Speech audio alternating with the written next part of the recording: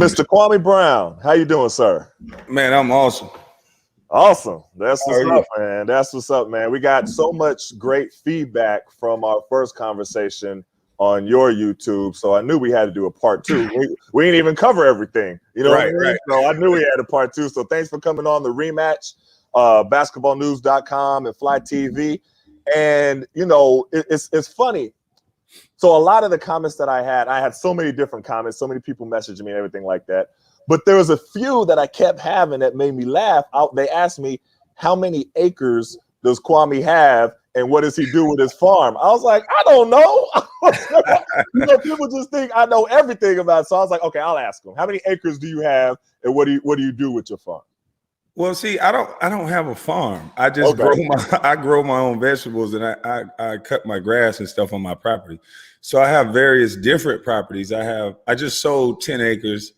I have 21.9 acres in one lot.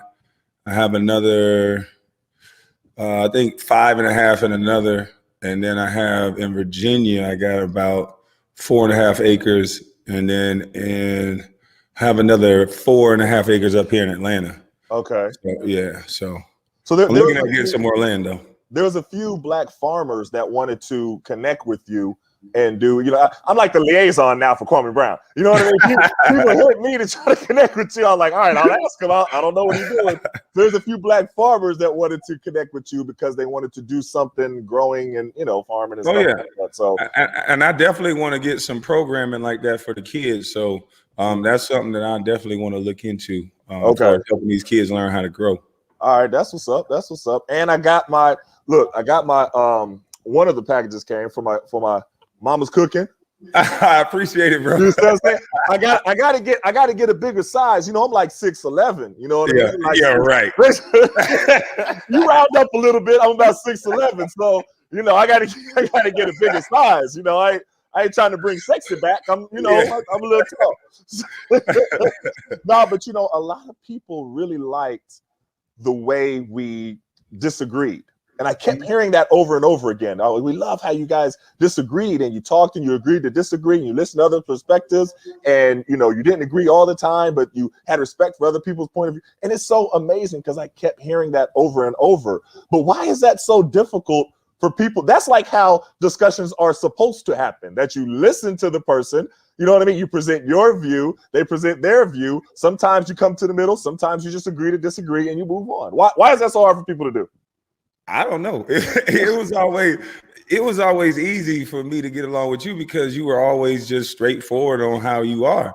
And it's like, you never like overexerted your point. You just say how you feel. And every person has a right to how they feel. Why would I get mad at you for the way that you feel? Right. I actually, even though when I don't agree with you sometimes, I still take the perspective. There's some good points in that perspective that I take away from because I learned to chew the meat and spit out the fat. So even in our disagreement, I can still maybe even soften my stance or it may affirm my stance on it. You know, you never know, but I don't have to disrespect you in order to get my point across. It just don't make any sense. Yeah, and just the way you always been in the locker room, you like, I've never heard a Black man come up to me and say, hey, I don't like that N-word. Can you stop saying that?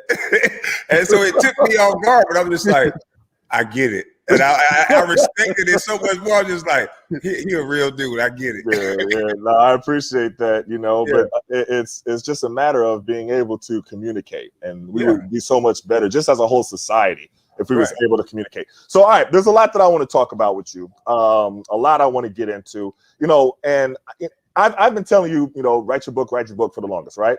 And I'm going to say, you know, if you would give people a peek into your upcoming book, I'm going to say upcoming because it's going to come eventually, right? For your upcoming book, you know, what are some of the points that you would want to explore? Not necessarily like what are the chapters? Like this chapter would be on this chapter would be on this. What are the topics that you would want to explore for people to know Kwame Brown? I talk about behavior a lot. So a lot of times we don't focus on behavior. We focus on a group. We focus on the individual. We focus on someone's feelings. But the things that I'm talking about, the reason why it's so shocking is that when Charlemagne the God threw that plastic bunkie across the stage, Had that person sitting in that chair been a woman, we would have saw the bad behavior in that. So I've learned to not let people hide in groups. If you join a certain group in today's society, the behavior gets worse. Certain groups have certain behaviors that are atrocious, but we can't talk about it because we're scared of offending the group. But if I behave that way, you guys will say that's wrong. You're an athlete, you're a role model. So which one is it? Are we afraid of the group, or are we all going to start going back to the basis and looking at what's decent, what's honest, what's fair and right, and let that be a through line to everybody and not just who we like? So some of the book that I talk about is, behavior and learning what's going on in society about not falling for the group think and someone putting a set of ideals onto me. Just always look at it for what it is. What would change if it was a female? What would change if it was an LGBT person? What would be the outcome? And if the behavior, if the treatment is different, I know it's wrong. I think that's a great point. And when you're talking about groups, I mean, there's so many different directions to go with this discussion here, because a lot of times what I'm getting right now is I'm getting a lot of, and this is to be just all the way 100% honest, a lot of members of the media reaching out to me or sending me a clip of them saying something recently positive about you, or writing an article positive about you and what you're saying, and saying, yes, we agree with Kwame. We agree with what he's saying. What's been going on, in the media has been too long. They want to separate themselves from Stephen A. Smith and Skip Bayless and those of his ilk. And they say, we're different. I hear that a lot. And my response is always kind of, it's always, first of all, hesitation, because, I don't have to be the liaison. They could reach out to you and say this. They don't have to reach out to me and say this. But also, I asked them, well, where were you 20 years ago? Where were you when Stephen A. Smith was doing all this? Every single time he talked about Kwame, why didn't you say anything then? And it's not as if there's a power dynamic that is there. So so if somebody would say, like we talked about last time, they asked, well, why didn't we say anything to MJ? Well, there's a power dynamic. Right. You know what I mean? This is a little bit. You want to lose your job. Right. Now, you with Stephen A. Smith, y'all are all peers. Y'all are all part of the media. So why didn't you say something about it then? And that's always, that's my response. How do you take that when you hear some of the media people who were there back then? Now, some of them are new, some of them are younger, but who were there back then. Do you ever question that? Like, why didn't you say anything about this before? It's an easy answer. They're not telling the truth, because where are they now? There's current players right now that's being compared to boxes of cereal and things of that nature. Stephen A. is saying that you need to trade this guy need to retire. All the things that's being said, there's been an attack on black males in the media. And no matter how great these men are, no matter what they overcome, no matter the struggles they don't tell that story. They'll go get a bad spot in his life and blow it up 10 times bigger. And I think it's all to reduce the contracts. And the reason why so many people are trying to separate from Stephen A. and all these people now is because anybody can see what they did to me, so they can get the one and done rule accomplished. Right. So this is not rocket science. So they got Boyce Watkins, they got Tommy Sotomayor, they got all these guys coming at one little old busty bus. If I'm a busty bus, just let me be. If you don't like the things I'm saying, just let me be. But there's been this whole go along, get along game this whole entire time, and they know it. They use black people as little missiles and gatekeepers. Black people can say certain things to white people that white people can't say back to black people. So both sides are using each other. White people are using money to go get these bourgeoisie educated people that black people listen to. Usually they're of a lighter hue, because we seem to look up to light skin and educated for whatever reason. And they just are figureheads that do a bunch of talking and disruption. And they use them on each side. If you notice now, every movement that's positive, they either use the LGBT community. No, they're undefeated at taking down every movement. Or they use black women. They're undefeated at taking down every movement. They've learned to weaponize groups. And if you say something, it's just an opinion. What happened to the definition of an opinion? If we're so educated, why are we going to get these big old degrees and we're becoming so sensitive? If Ben Shapiro walk on a campus for a debate with some people that claim to be smart, now they're supposed to be acting way different than people from the hood, but they'll start throwing bottles and books and everything at a man that's coming to talk. This is not a more smarter society. This is a more fragile, sensitive society that can't persevere through anything but talking in theories. I think that's you made a lot of great points. I think that one of the things that I also question, and I make the correlation of with the media of being quiet and silent back then, and then now coming out and wanting to say something now or something like that, when it's, I don't know if it's a little safer. I don't know why. I don't know why it took you 20 years. That's because MJ is retired. It's another player that has the power of MJ, and it's LeBron. You notice they won't say a bad article about LeBron. LeBron will get anyone fired. And this is no knock on the brother. That's just the way the NBA is. We've become a slogan society. The NBA is allowed to say NBA cares because they do photo ops and they only do that at that time. Well, the NBA is in every city around the world. Why isn't some of that money being donated for youth centers that teach coding? If you want to show us you care, you in every city taking money from these communities.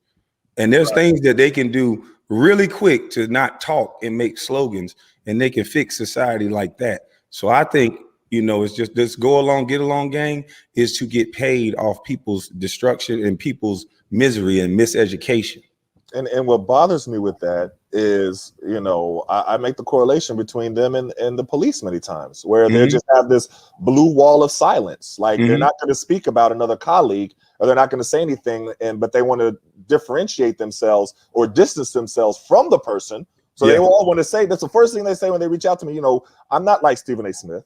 I'm like, okay, right. Well, show me because I can Google anything with now. You can look up old stuff. Show me where you said that they were wrong for doing this in the past. I can do that. I can show you old interviews that I did when where I said, well, this is not right, this is not true, everything like that for the past year. You show me something that you did back then, and I can't see anything. I can't find anything. So it kind of makes it a little bit different when you come out now. I'm like, yeah, but you, like you said, go along, get along for all this time, and then say, except now I did see one thing that was interesting. I saw there was something interesting, and I was going to ask you this too. So Stephen A. Smith, I was looking up different things because, like you said, you can look up and Google anything, any old clips, any old anything, right? And I saw him looking into the camera on multiple occasions, saying, I don't care what the black community thinks about me. And he was doing his neck like this. You know what I mean? Acting like an auntie. So one point he was making, I'll tell you exactly when it happened. It was when, I can't think of my man's name right now, but he was in college. A fan said the N-word to him or something like that. He was about to go turn around and get mad at the fan. My man from Boston right now. Where's number 36? Kyrie Irving. No. From Boston. He's like the glue guy. Dang, why I can't think of his name right now? Marcus Smart. Okay, anyway, it was him, and he was like, Stephen A. Smith was just talking bad about him. I don't care what the black community says. I don't care what. Well, another time when after Trayvon Martin happened, then Stephen A. Smith took the side. Well, black kids have to be careful what they wear, and almost like he wasn't excusing the reaction, but he was saying he was making a very poorly articulated point. And then, but then it's not poorly. He does it on purpose. But then again, he said it again. I don't care what the black community thinks, right? He said it again. Now, you remember when Ray Rice happened, right? And he was trying to say what I'm not even going to try to paraphrase what he was trying to say, but he used the word provoke. That's the word. He was like, you're trying to say women should not provoke men.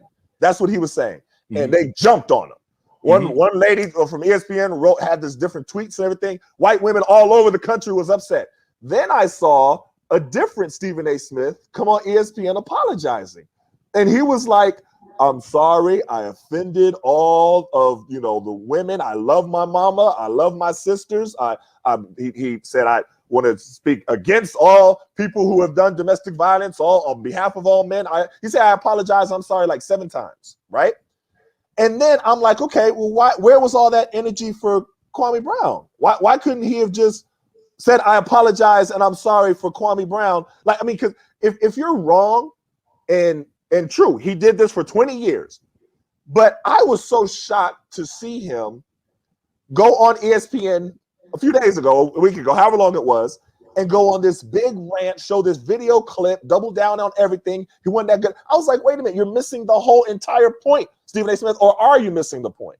He's not missing the point. And this is why I know the journalists that say they're not like Stephen A., they could debunk anything he's saying, because they could have just wrote an article and said, Stephen A., that was lame. Anybody can get a bloopers clip of any player in the NBA.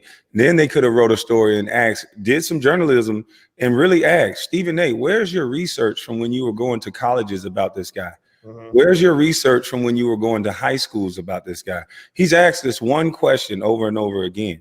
So these journalists that's calling you, why haven't they figured out yet why they sent an NBA analyst, so-called expert, that heard from a white man that I can't play basketball, catch, run, jump, or shoot? Why did they send this man to high schools to talk to little children about me? Yep. Why, if I'm so wrong and I'm so crazy, why, instead of telling me things like that, why can't you answer these questions? Because if I'm crazy, it should be easily to debunk a crazy person. You should be able to show what these kids gained out of you being there, talking about how I can't catch a basketball to high school kids and saying I'm a failure at year 10 to college kids and having them laugh like you're a stand-up comedian. Right. And I would like to see, if there ever been another bus, no offense to all the bus or people that's called that, has it ever been another bus that you went on a world tour about? And if so, can we compare notes of the data that you going around telling young kids this? What did it do for their minds? I just wanted to, so those journalists that's calling you, give them that response and let's see what they say.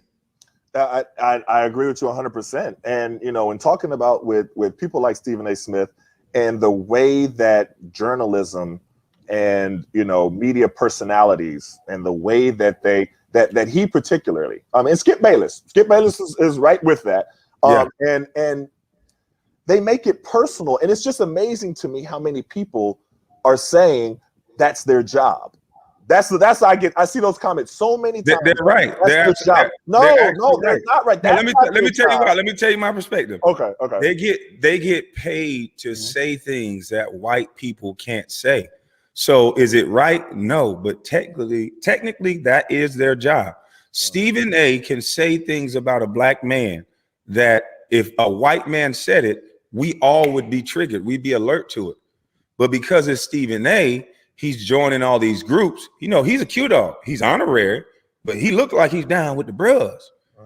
He helps certain people. That he put the gatekeepers, they give this guy access to their wealth, and he helps certain prominent people that may have fell from grace. So those people sit back and be quiet when they watch this man tear down every black male on television. We got Allen Iverson is not known for being one of the greatest little guys in the league. Their little kids walk up to Allen Iverson and say, we talking about practice. We talking about practice. And that is a false story. It is. We do that to all of these black players. Cam Newton should never have a teenage black boy walk up to him and talk to him like that. Never. When what it means for a black quarterback to even get a chance to play in this league, that NFL, how racist it was back in the day. And they're just starting to think black quarterbacks are not just athletes, that they're smart enough to run and throw. So that Cam Newton represents something. And so for the media to be able to disrespect Cam Newton the way that they do, it makes this teenage boy that hadn't proven a darn thing in life thinks that he can walk up to Cam Newton and one up him by talking to him like that. Right. Now, when I grew up, that Cam Newton would have slapped me to the ground. You know why? Because my mama would have took me to that camp under the impression that I was going to learn from men. And had I disrespected a man like that, my mama gave men the authority to correct me. See, we got a disrespectful society, and it started when Stephen A. got that mic. And he shows nothing but disrespect. And it just goes back to how, you know, you could be so you got to go back and look at the video when he is apologizing to white women. And he looks like a completely different person. He comes out, he looks humble. His whole body structure is like this. Why would he have to respect a black man? He's not doing all of that stuff that he do with us. But that's our fault. Why would he have to respect a black male when all black males have sat back and been quiet, like I did too? But even now, the men that are retired, they're going back to try to get these analyst jobs. So what that does is that make them sign company policy. If we've all made money and we all made millions, why can't you start your own channel? And that way you can go back against the machine. And now you can say, hey, you're not going to talk about these brothers like that. They don't talk about these white athletes like that. They don't keep comparing Brett Favre to Tom Brady. They allow this white man's name to be great. Brett Favre's name stands alone. Tom Brady's name stands alone. Why every time we get a guy that even shoot one jump shot like Michael Jordan, it's comparisons their whole career. It can't never be a black guy that stands alone with no comparison, and he be the great Kevin Durant. Yeah. You got to compare him to somebody else because they want us to believe there's only one or two. You can always go back to that. White men got a bunch of great white men that they can go point at. Look at him, look at him, look at him. We keep talking about Michael Jordan. We keep talking about certain people. We got to move on from allowing people to trap our mind into thinking there's a lot of great black kids. Why are we not talking about the programs that Devin George has going on? This man wasn't an NBA superstar, but if the NBA cares, you don't think they know about what he's doing? They got a national stage that they can put Devin's thing across the billboard. If the NBA cares, why is that not up on the billboards instead of painting the floor with Black Lives Matter, which is a slogan, and people are stepping down now with monies and houses? Instead of sloganing me to death, show me you care. Why not put Devin George's platform up on that big screen at halftime and duplicate it all around the world if you care? Well, I think that a lot with that though. I think with back up. Let me back up a little bit with Stephen A. Smith and making it, especially with black men. My issue with Stephen A. Smith, for a long time has how personal he makes it with black men. I remember here, being here with DC. I remember watching him with John Wall, and John Wall has gone through, terrible injuries. He's going through dealing with different things personally and everything like that. He's made his mistakes. He's not perfect. Nobody's perfect. He's admitted that he's made mistakes. But watching Stephen A. Smith tear him down and relate something that has nothing to do with his performance on the court, and that I see him do that different times. Oh, he's always partying and always kicking it out in DC. I know because my sources tell me this. And so that's why he got hurt, and that's why he's not. I was like, wait a minute, why is one connected to the other? You don't say anything about. Remember before when LeBron every away city that he went to, he would throw a party there, but he was winning. So you didn't say nothing about it then. MJ kicking it all the time. He's winning. You don't say nothing about it at all then. But you're gonna take now the point when you know what I mean. John Wall is hurt, when he's injured, and now when he's struggling and everything like that, and take that moment to pounce on him. And it's that personal attacks that I'm like, when did the media become that? When did that happen? And he has a long list of people that he's done it. It's not just, you could go down the list with people that it's like a pattern. But nobody, like you said, nobody's ever spoken out about it the way that you called it to task. So now everybody's kind of paying attention a little bit more, like, wait a minute, he got a point about this media thing. And I like the fact that you're waking people up. I just have an issue with the media who were there before, their peers with Stephen A. Smith, and never said anything. That's my issue. Well, they've put these effeminate beta males that don't know anything about masculinity, that didn't grow up around men, who I think Stephen A. is from a family of all women, and he, his own coach from college rejected him. Stephen A. is jealous of alpha strong men with their own mind. Stephen A. is a puppet. The moment he said his real thought, what happened? He got fired and he had to apologize. So, he's not, in my opinion, a real man. A real man can say what he wants. A real man has three trades. I grew up around men on a construction site, and those men found value in that. I can walk off this job and go get hired across the street. I know how to do X, Y, and Z, and I'm the best at it. What we've done is we've created a society of dudes that try to out-talk, lame bash, and stand on other men's shoulder and peacock. Men knew that that's not what you're supposed to do to another man, because you can lose your life like that. And as you can see, the crime rate from these little boys not learning what masculinity is, they're out here peacocking. So it's a lot more killing going on. So with Stephen A, he's just a jealous dude, man. He's not going to ever appreciate masculine men. We have to get back to masculinity. We have to get back to teaching these men skills so that company policy don't control them. Anybody who signed a job now, they signed up for a company policy that you don't have freedom of speech anymore. It should not be an asterisk beside, oh, you have freedom of speech, but that goes against that company's policy. Well, that company is operating in the United States of America. And the United States of America said your company policy can't trump our God-given freedoms. And we should have freedom of speech. You shouldn't destroy people's livelihood because they don't like something that you like, because they like a person that you like. And that's why we're creating a melting pot of hate. The people who are being quiet, like I was, they're going to come out with an explosion. And we got to stop choking off people's right to talk by firing them, by calling them racist. Those are just words. We got to grow up. These educated people, I challenge you guys to start having conversations. Start having debates where you're not talking over people. Start having debates where you don't start off putting a set of ideals on a person's tongue and say, is that what you're saying? Is that what you're saying? No, simply ask a question and allow a person to speak. The moment you get upset, the moment you get personal, you've lost that debate.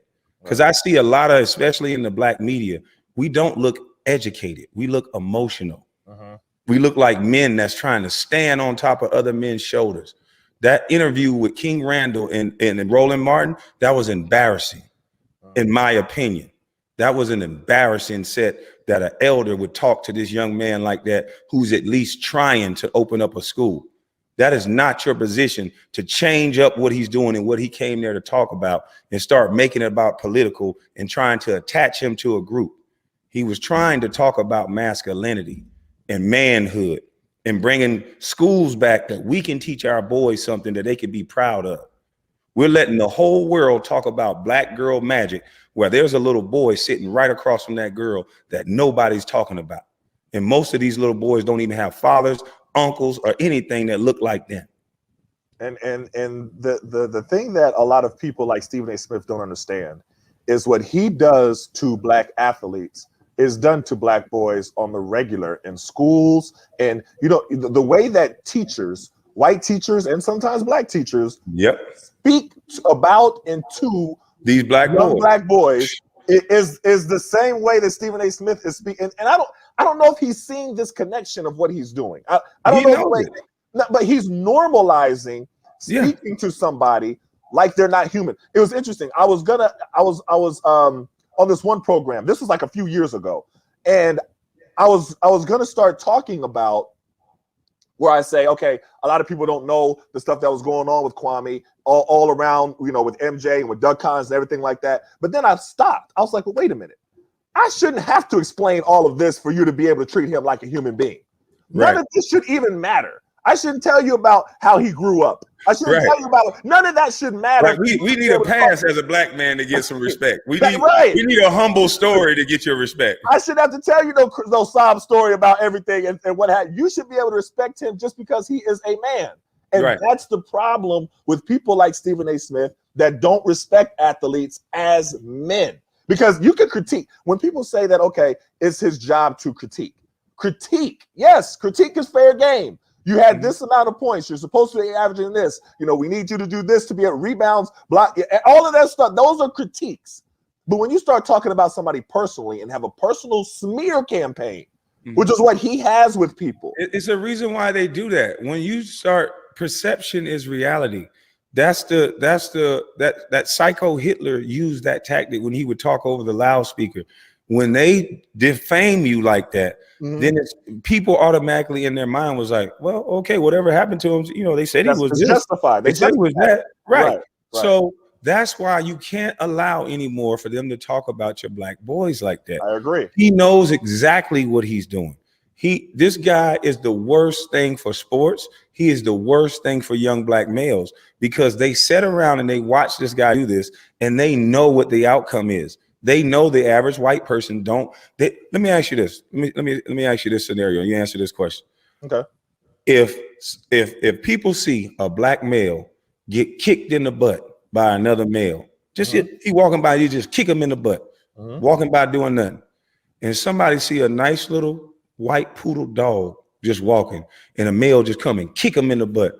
What do you think will get the biggest reaction? Not even a question. Because you've criminalized. You know, Malcolm X talked about this a long time ago with the police and how they do and how the media works and justifies the criminalization of the entire Black community. So you speak about the Black community as being a criminal element, as being an element that needs to be subdued and controlled. So that when they see a police officer, when they see the image of a police officer beating a Black man on video mercilessly, or they shoot him, their first question is, what did the Black man do? Yeah, but not you don't treat a human being like that. Right. What did he do to deserve this? To your point, if they see a dog being beaten, then they're outraged. They don't care what the dog did. They'll cancel everybody. Yes. You will never have a job in America again if you kick that dog. But that's the point that Stephen A. Smith needs to understand that he's contributing to when he talks about Black men. I saw him talk about Lamar Odom back in the day. And the Knicks, I guess, and I'm no Phil Jackson fan in his time with the Knicks. He plenty of criticism to be able to throw him towards Phil Jackson. But he was criticizing some hiring that he made that involved Lamar Odom. And he said on TV something about crack. I don't know if you could go to the tape. Yeah, he did. I was like, why would you say that? Like, why would you know why he said it? No, but it's so blatant. And and then I always go back to the tape about him, apologizing to the white women. And he was I'm so he'll never apologize to a Black man. He don't have to. But he could have easily, even with you, right? He could have said, I was hoping, this is what I was hoping, that he would say, you know what? I was wrong. I was wrong. Like, listen, I understand what you're saying, but here's where you got to see where we are wrong as males. Let's move past Stephen A. Because guess why? Everybody can kick our drawers and our behind. Every group attack Black males. You know why? Right. Because Black males attack each other as well. If you're married, nobody's going to respect your wife if you don't respect her. That's true. If they watch you treating her a certain way, then they're going to be like, why are you telling me I can't say you don't respect her? So we got to start understanding. We got to respect ourselves first. We shouldn't be asking, why is Stephen A. doing this, doing that? Us men got to stop infighting so much so we can say, hey, look, we demand you take him out of sports. We don't want him talking about none of our Black athletes anymore. And if we had our own money and we had our own jobs and not being controlled by company policy or a woman, because most of us Black males, if we're honest, we're controlled by our woman. And so we have to get back independent to where we can stand up as men again. And it's not toxic to disagree. We've been shouted out and shouted down so much that men are afraid to be men. It's not just about Stephen A. They've been shouting at us since school age. So now every time a woman talks to us, most men are taught to just whimper down. And it's like, no, if you're an adult and you think a woman is wrong, you don't have to be disrespectful to disagree. Most times when you just disagree with a woman, you'll see how disrespectful she will get. That's true. And we're creating a society that behavior in women now don't have to match behavior in men. Men have to go down here and women get to be full body women and get you told. We got to correct that. Nobody should be told and anybody nothing. We should be communicating with respect and love with each other. And I hear you there. I definitely agree. And I don't want to bring up specific cases. I don't, but there are cases that apply to what you just said. Jamel Hill, I'll say. So Jamel Hill, I don't put her with Stephen A. Smith. I don't put her within that ilk. If she was with Stephen A. Smith, she would still be at ESPN. I think she works. I don't. I think that and we could talk about this for a moment here. I think, and this was my view of what happened there, and you could then tell me exactly what your view is. I thought that she made a very ill-timed joke, and this is why. I saw where the beginning things happened with you and Matt Barnes and Stephen Stack, and she chimed in with a joke I know the reference that she was making from the show because I have watched the show Game of Thrones and I saw all on social media that was making that reference. But I also saw at the same time where TMZ was saying Kwame Brown is violent and Kwame Brown is throwing threats and Kwame Brown is threatening. And they kept using those words. So for her to say that joke at that specific time, it was very ill-timed. I say 100%. But I don't think that she meant it with the same intent that TMZ meant to that. I just think she made an ill-timed joke. That was just my view of that situation. But you can tell me, exactly what happened and what parts that I missed. But I don't put her in that same link just because I've seen her go against the grain. ESPN wants you to be able to speak on this topic this way. There's a reason why Stephen A. Smith does that to black men, because ESPN allows them. ESPN didn't allow him to say that about when white women got offended. Boom, Stephen A. Smith, you got to correct this, or you will no longer be at ESPN. That was their position. But with black men, you can say things that are incorrect. Kevin Durant, remember when Stephen A. Smith was like, KD, he was saying KD's from my sources are going to go to either the Lakers or the Knicks or something like that. And KD said, that ain't true. I didn't say that. Nobody in my camp said that. You're lying and making things up. Well, see, the reason why I say Jamel Hill is worse, because at least Kevin Durant can actually be a man and tell Stephen A, you're lying. But see, Jamel Hill is worse because they have weaponized black women like her. She went to Michigan or something like that, right? She hangs around all white people. So her ideology, in my opinion, is definitely from a white base.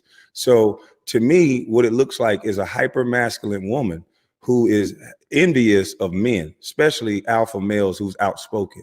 And she knows that in society, it looks bad if I come back and say something to her in any way. That's why they were judging like, oh my goodness, he said she need to mind her business. Now, what would happen if we switched roles where a man was in a woman's business and talking about a woman? Now, mind you, they're always going to have plausible deniability. These people are educated people. They're always going to say it's just a joke, or it was just this, or we were talking about a game. Well, me and you ain't never joked before, man. Me and you are not friends. And so I'm supposed to believe that this is such a coincidence that some light-skinned guy, Becky with the good hair, invites me to his private part. That's the same day that Jamel Hill say I woke up with violence. TMZ say I'm violent and I'm sending out threats and I'm attacking people. Then go on the Breakfast Club. They talk about my father's a murderer, my brother's a murderer, my other brother got life. So all of these things happen in one day. And a woman who's never joked with me before, who was trying to get me to curse her out and be aggressive towards her like I was doing towards the men. Remember when I told you earlier, they send women to stop movements. They send the LGBT. If I would have cursed at her like I did those gentlemen, everybody tunes out because I'm talking to a woman. But here's where when you change the role, the sex, the behavior is different. If a man gets in a woman's business, he's able to be called a B dude, a BA dude. They can tell him to suck something that's not even attached to him. He could be disrespected on all levels. But they keep telling men what they can and can't say and what they can and cannot do. Jamel Hill, I told her the right thing. I don't know you, ma'am. You need to mind your business. And so what I said and what I did was very strategic because I knew the feminist women who hate men, they're going to look at that as the problem. And then they're going to right around, if it was a man doing the same thing to a woman, those will be the same women that's saying, well, you don't get in no woman's business. Are you the G word? Because there's a lot of that going on. If you get in a woman's business, they ask you, are you what? I got you. So we got to stop. I don't take my marching orders from women. I know that there's a sector of women out there that hate men, and they go out there to try to attack any man that looks strong, and they'll make it about something bigger than what it is. That's why I focus on behavior. When I was growing up, a woman did not walk into a room full of males and start inserting their opinion around men. The ladies would have stopped her before a man even popped her on a little booty. The ladies would have corrected her and said, ho, ho, ho, there's nothing but men in there. Come on up out of here. And vice versa. When I walked in a room and it was nothing but females, I was told quickly to speak where the food was and where I need to go. And so now we have a society that we've allowed our upbringing to be pushed to the back burner. We don't have women that represent grandma them no more. A lot of them are not. A lot of them are talking very disrespectful to men, to where men are afraid to aggress them or talk back to them. Well, I'm not going to be aggressive to you. I'm just going to tell you like LeVar Ball did.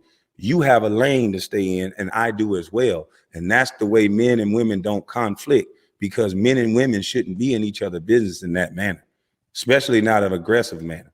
And no, I don't believe Jemele Hill meant that as a joke, because I don't play video games. I don't watch TV. I don't do none of that. And it's not a coincidence. She's a part of that same go along, get along game. And I don't see what she does that's positive other than go get a job somewhere. And then they use her as somebody who can attack certain people, because those certain people can't attack her back.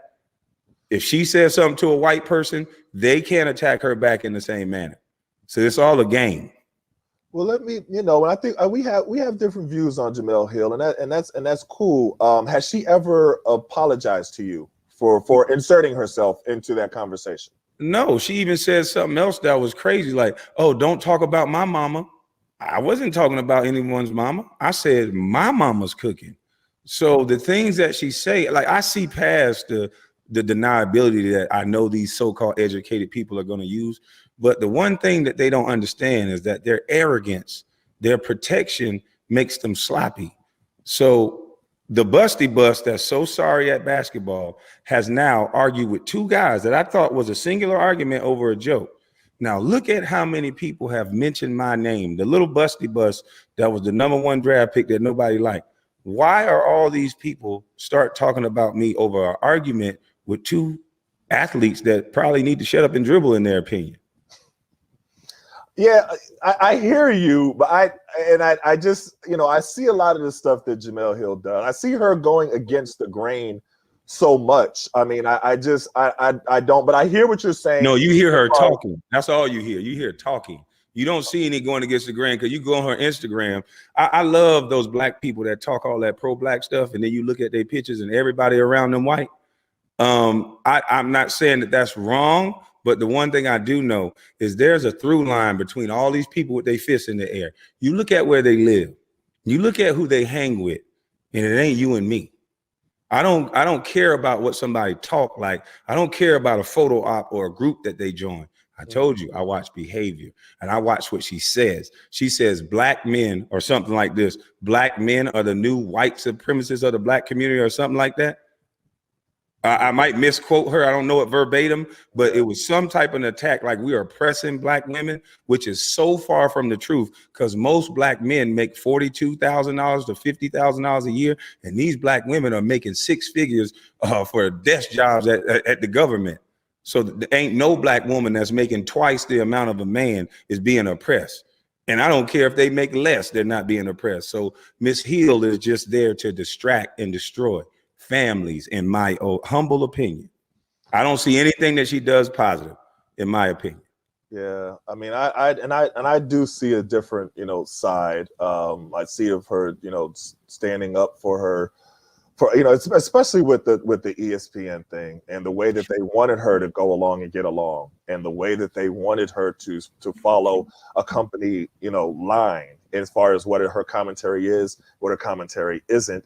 And then, allow other people to do Stephen A. Smith type things, because that's okay. I mean, there's a lot there, and I we can respectfully disagree on that. But I do want to ask you this: as far as going back to people who have, like MJ, the question that I get a lot of times on MJ is, people were so surprised to hear the way he treated you.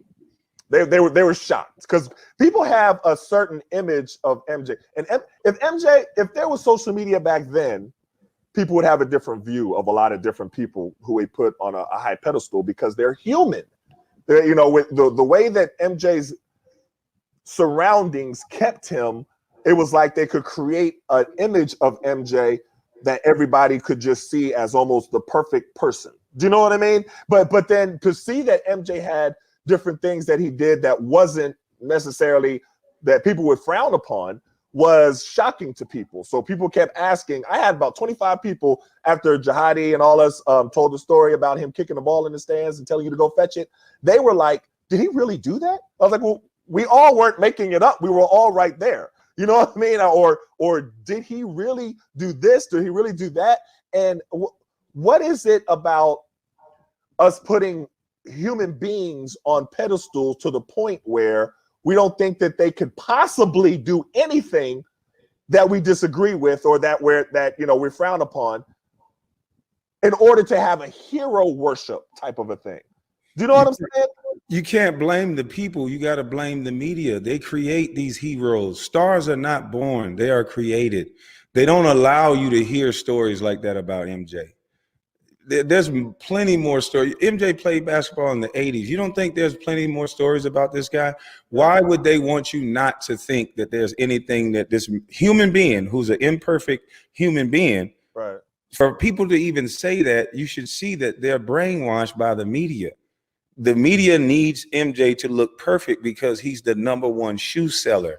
This is about money. They don't give a shit about MJ. When he gets old and he gets later on, if his shoe decline, or he try to go off on his own and don't let them get some money in his pocket, out of his pocket, they'll let out all kind of stories about MJ. This is all a game.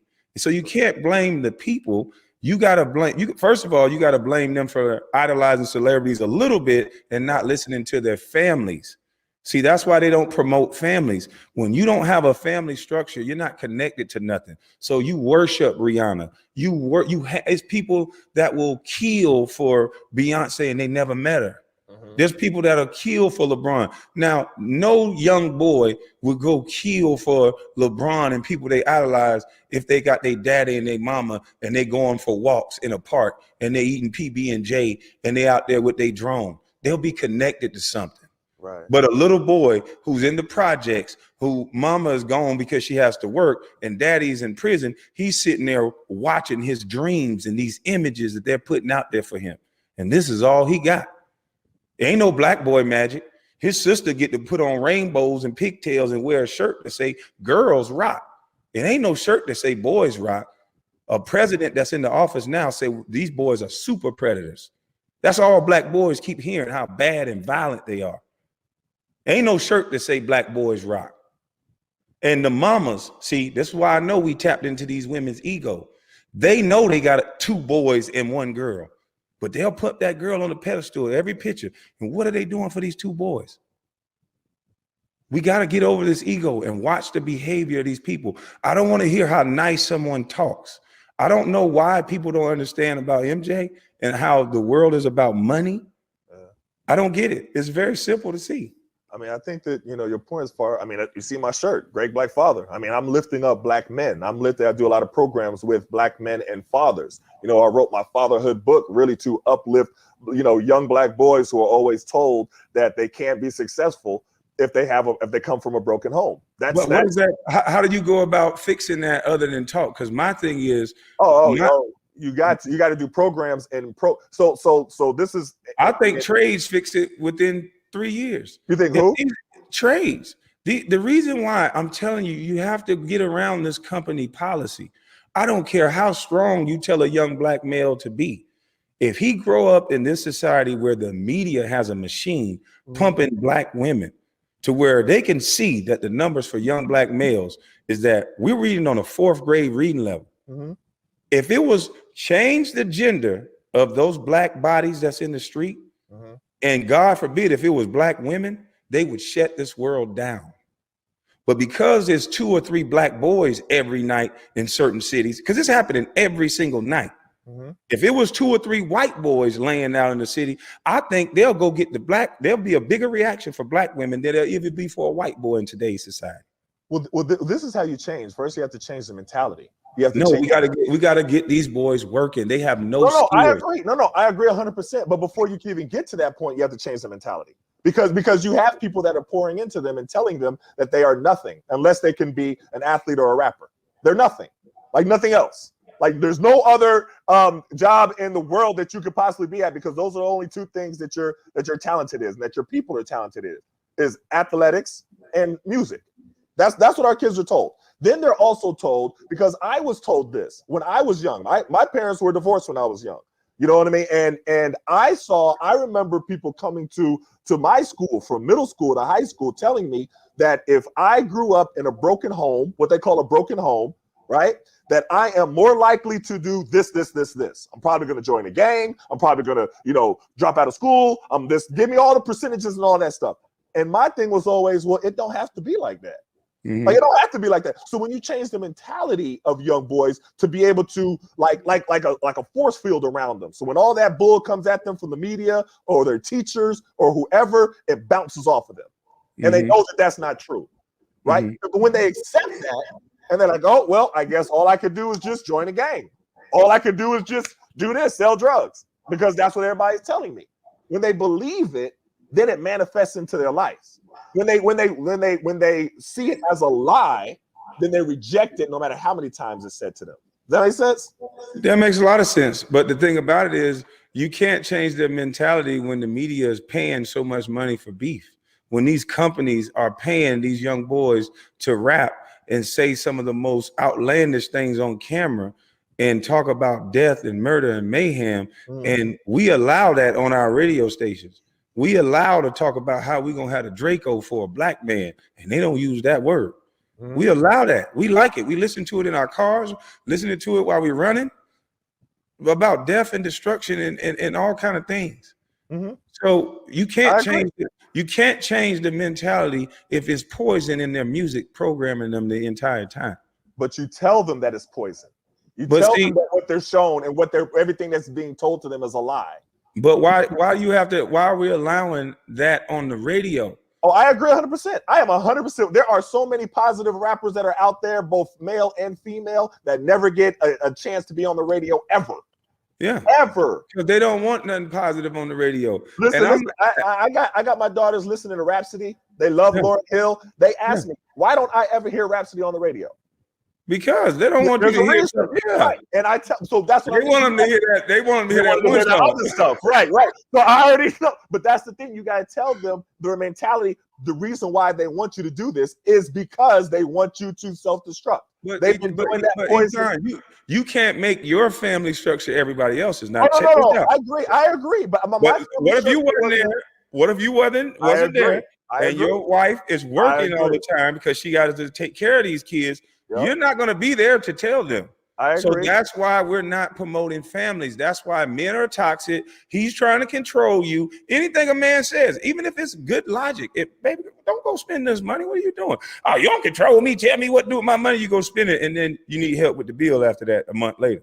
Listen, I'm not fighting that at all. You know what I mean? But the messages have to be consistently given to the young people that what they're being told from they need to be given to the adults. I agree. I 100% agree. But it's like dealing with where we should be and fighting that fight, and then dealing with where we're at.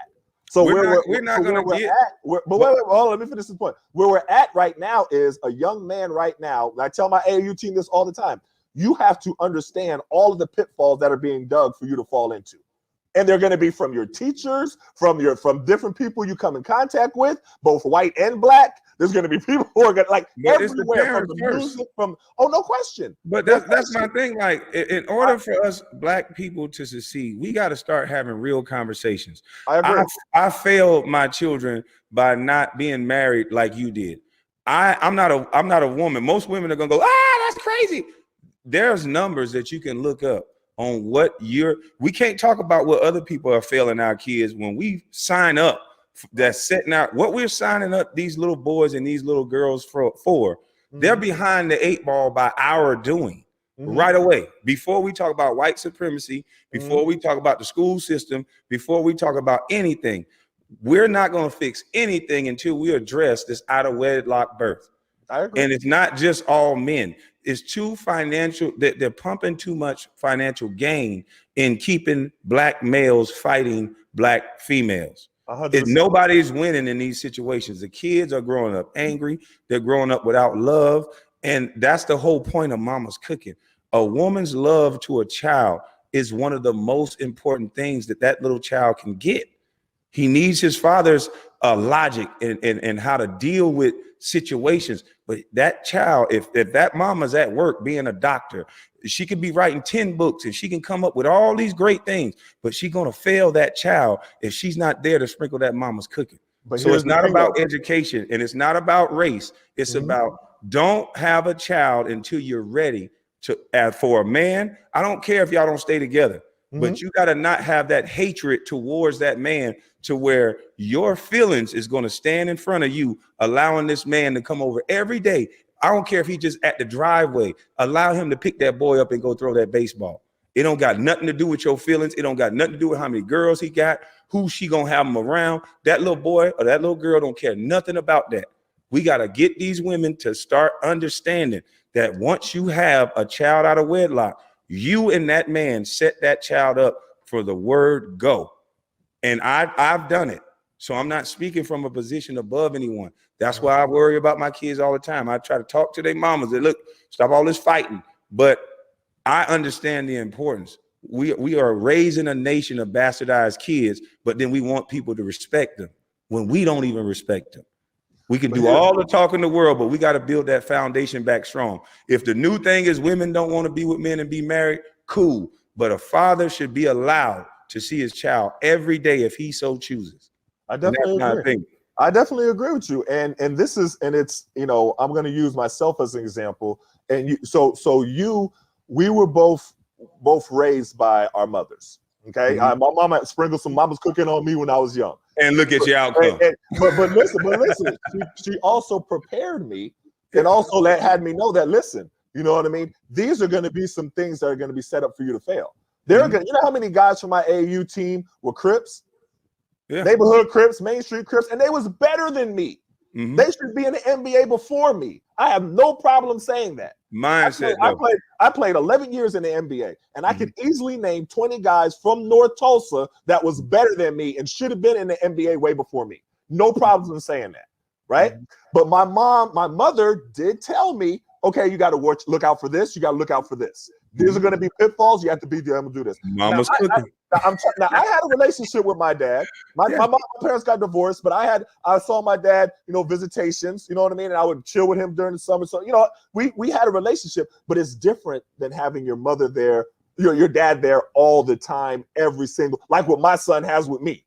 Right. So I come there every single day. Hey, what's going on with you? Sometimes I got to yoke him up when he think you know what I mean? A little bit too much. Sometimes I got to kick advice to him. So that every single day thing is different. It is different. Now, the main reason why I wrote the fatherhood book and started that whole fatherhood movement to inspire young people was because there's a lot of young people that was just like me growing up, where that didn't have their father in their home, and I saw them join gangs. I know why they joined. The gang becomes your family. Like OGs are like your father figures. I know why. I get it. You know what I mean? But it doesn't have to be that way. So I'll tell you this real quick story. This is when I was with the Hawks. I was at a panel discussion, right? And crazy, I was sitting right next to Stephen A. Smith, right? But it was Stephen A. Smith. It was how could you do that? I was right. Hey, Jason Whitlock was right down there. Spike Lee was the moderator. It was a crazy bit. And Jim Brown was there. So afterwards, after the panel, we go in the back and we're all talking about different things we're doing and stuff like that. And Jim Brown made this statement. And he said, you know, if you do not have a father in your life, you're going to end up in prison. Flat out like that while we was out there talking to all these black men at Morehouse, right? And I was like, well, it doesn't have to be like that. You know, you could make a difference. There's too many different people that made that decision, that conscious decision that I'm not going to go down that road. You know, but he was like, no, it's a foregone conclusion. So we got into a back and forth about that. And that's what kind of prompted me to write the fatherhood book, to encourage young people that you don't have to go down that road, right?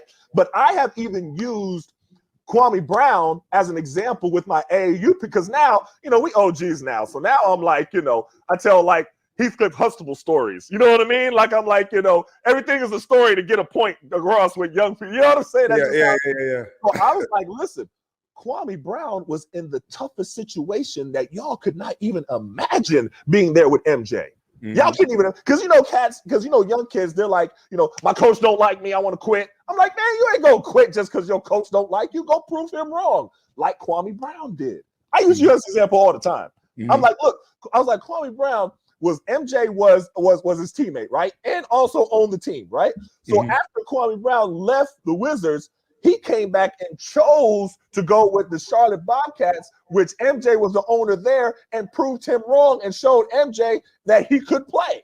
And he was successful. He didn't have to do that. He chose to do that. And I'm using you as an example. And they're like, wow, yeah, I never knew that story. I never heard that story. I never heard Stephen A. Smith tell that story. I never heard anybody make that correlation that you did that. And I said, that's strength. That's courage to go back. And he could have gone to any other team. You was a free agent then, right? Make sure I'm telling the story right. And you went to Charlotte. And that was my issue. And so I'm telling them they have other people like us, right? We're not their parents, but we're mentors. And we can pour in positivity to them and prepare them and be like, hey, man, you can't just quit because the coach don't like you. Who cares if he don't like you? You can't go off on this teacher just because, you know what I mean, she don't like you or he don't like you or he don't think that you deserve to be in his class. That happened to me all my years. I always had teachers that didn't like me and didn't think I didn't deserve. You beat them at their own game.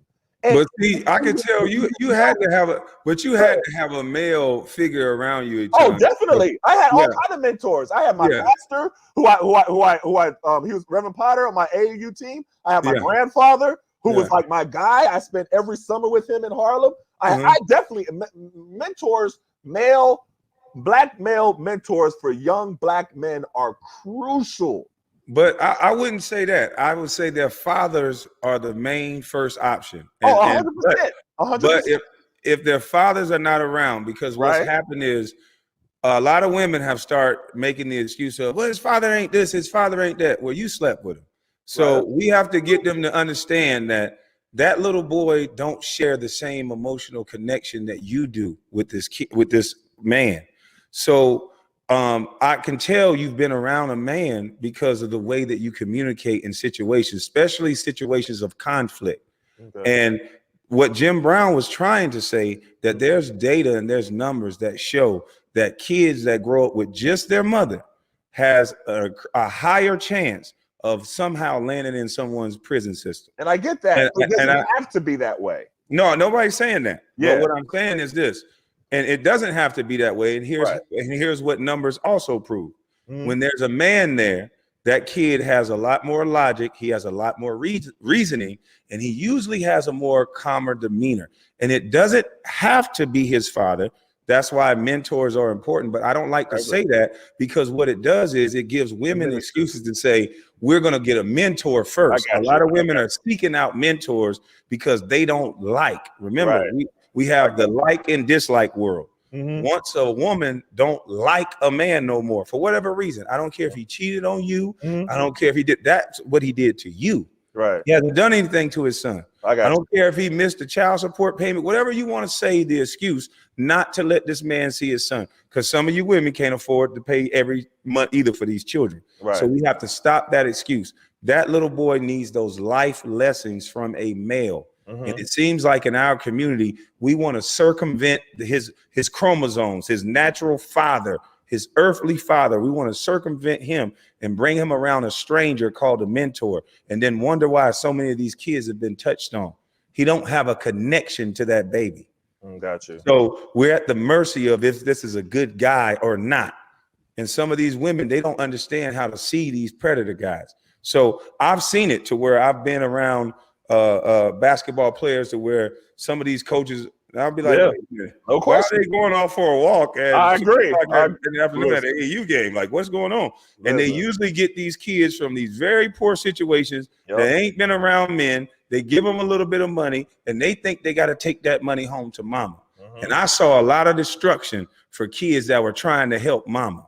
So I always preach that, and it's the truth. A male is a protector.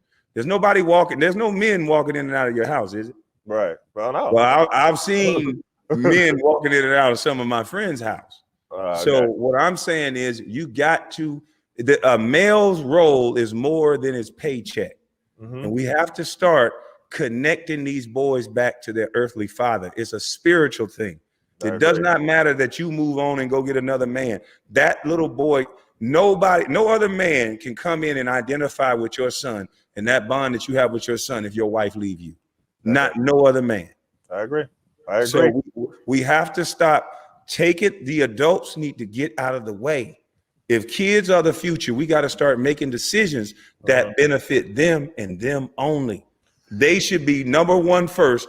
The decision that I'm going to make to move from Georgia to California, how is this going to affect my child and seeing his father? Right. I'm not going to say if he don't fly away to California and see this baby, he's a bad man. No, I'm not going to fly to California because that's going to take this kid away from his father. And a lot of women, not all, but some of them, they use these kids as bargaining chips. These are not love children. These are not mama's cooking children. Look at the way they can shoot somebody in the middle of the street, some of them. We have to correct that. No white man can fix that. No policy can fix that. No nothing can fix that but fixing the family structure. I agree. I can tell by the way the background of your house look, how you speak. I know those kids are well spoken. They're calm. They're clean. And there's certain things that your children are not going to do because they got to come and deal with you and your wife. No, you're right. You got to have that in every home. You're right. I agree. My son, I know where he at. If I call him right now, he'd be running down here. Yes, sir. Right. We got to have that in these homes. Some of these homes, there ain't a parent around to tell these kids nothing. They sitting back drinking 40s. You got all these homeboys over there. The daughters are opened up to all type of grown-ups. The kids are opened up to the streets. Why are these young boys able to join these gangs? My son can't go join no gang. Right. The gang gonna have to get me first. Right. I agree. That's my job. The gang gonna have to run over me first. Then they can have them after I'm gone. But that's our job. See, and we don't get that back, it's over. This is the jewels that I've now it's interesting because we've had conversations at a young age. You was a young cat with the Wizards, but you were already very intelligent and we've had conversations where there's a lot of things that you saw. You was just a lot in the homeless shelter. I feel you, and you were, and this is the part, and this is not just to gas you up, or anything like that. This is being honest. When I talk about the story has to be told correctly of what you was able to persevere through before you even got to the NBA. So, but for what you persevered through before you even met MJ, then persevering through that time period of MJ was not even, you know what I'm saying? You'd have gone through all of this, right? And you persevered through all of this, but it would just bother me when people would speak as if they know you because of what they heard from the media. Because a lot of times people keep saying, well, why do you keep talking about the media so much? I was like, because the media have shaped a country's opinion about a man that they know nothing about. Not just a man, they shape the country's opinion about everything.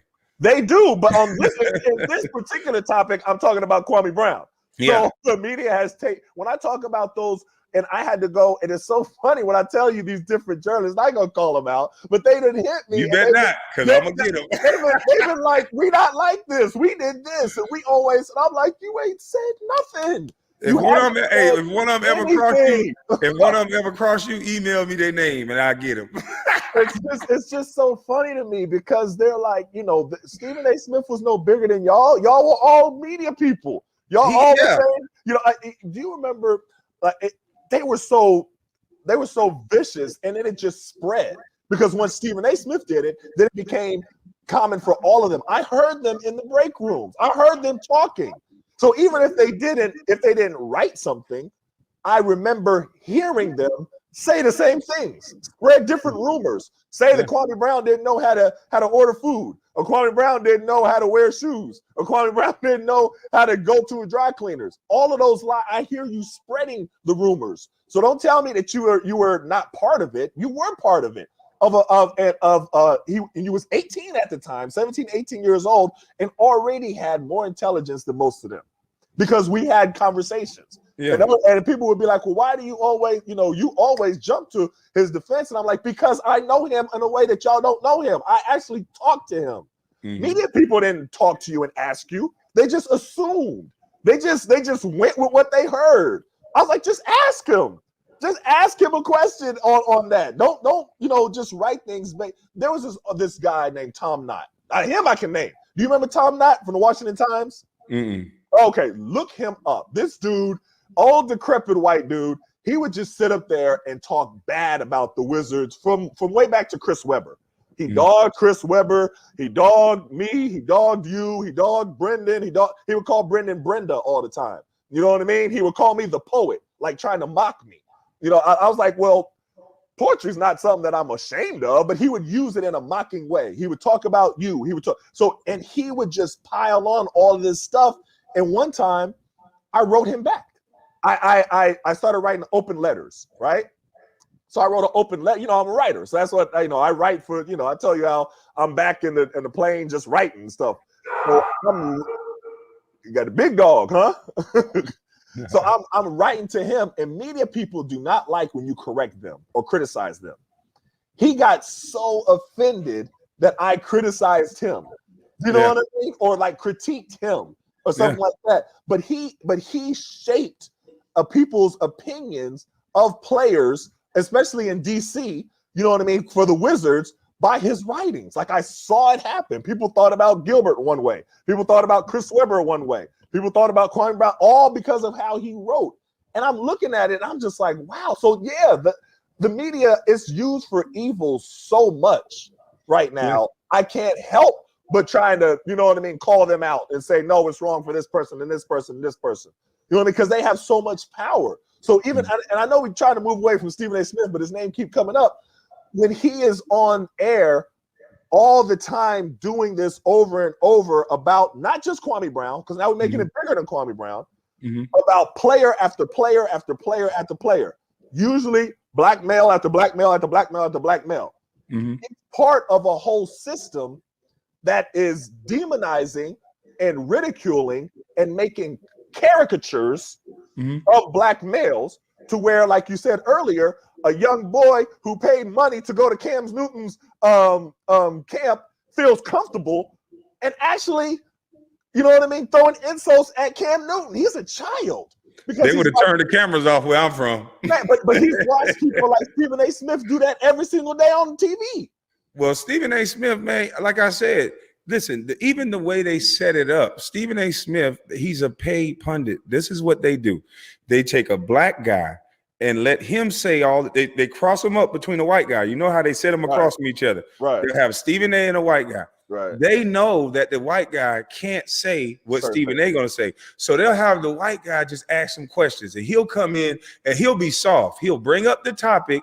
He'll seem to be the innocent person, like he's just being fair. And then Stephen A. comes in because he's the personality and he's just doing his job. And then Stephen A. goes in on all the black players. Right. All of them. Well, he does. The white players, benefit of the doubt every time. He's never, even the dude that allegedly was on that H, he said, well, you know, he's a good player and we know what happened. When it was Lamar Odom, he went at him with venom. When it was Zach Randolph, he went at him with venom. And it's just like when it's the boy, the football player, Gordon, what's his name for the Browns?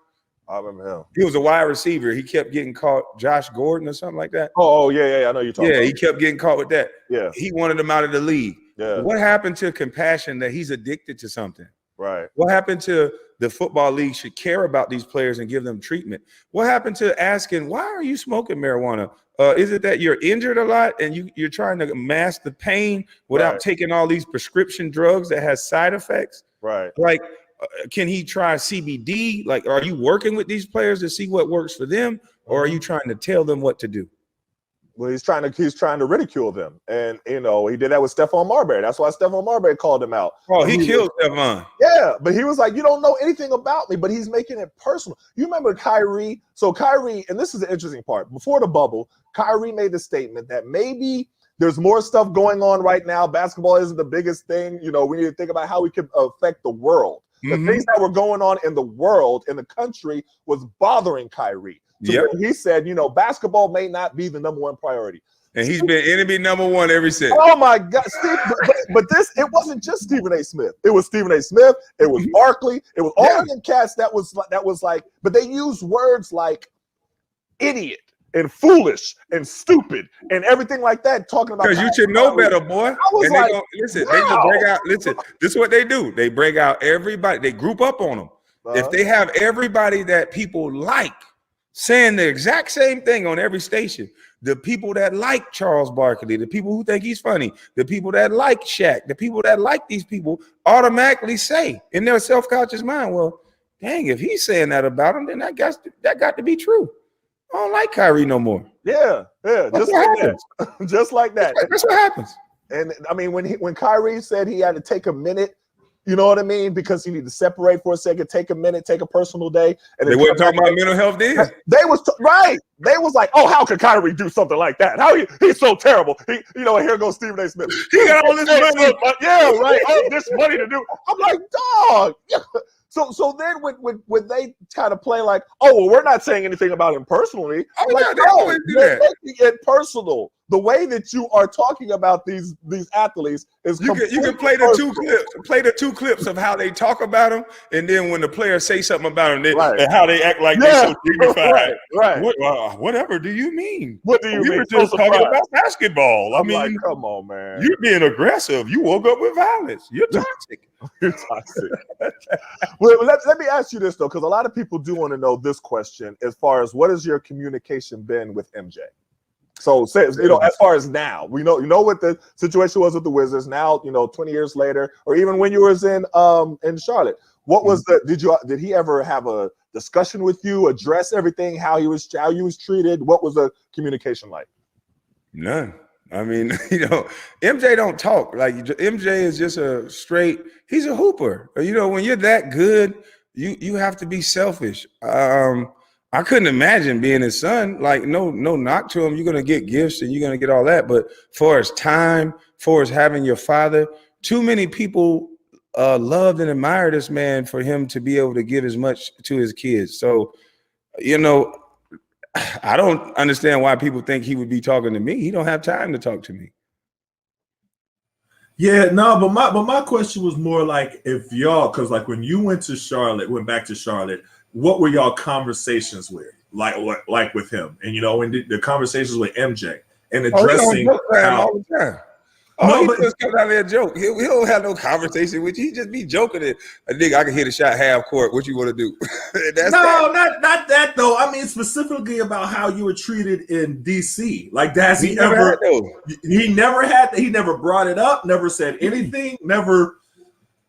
That's the only conversation we would have on joke time. He would just joke. So when you went back to Charlotte and you were playing well, right? You were playing well. You was double. You was killing, right? To be honest with you. And so he didn't come back and say anything to you during that time period.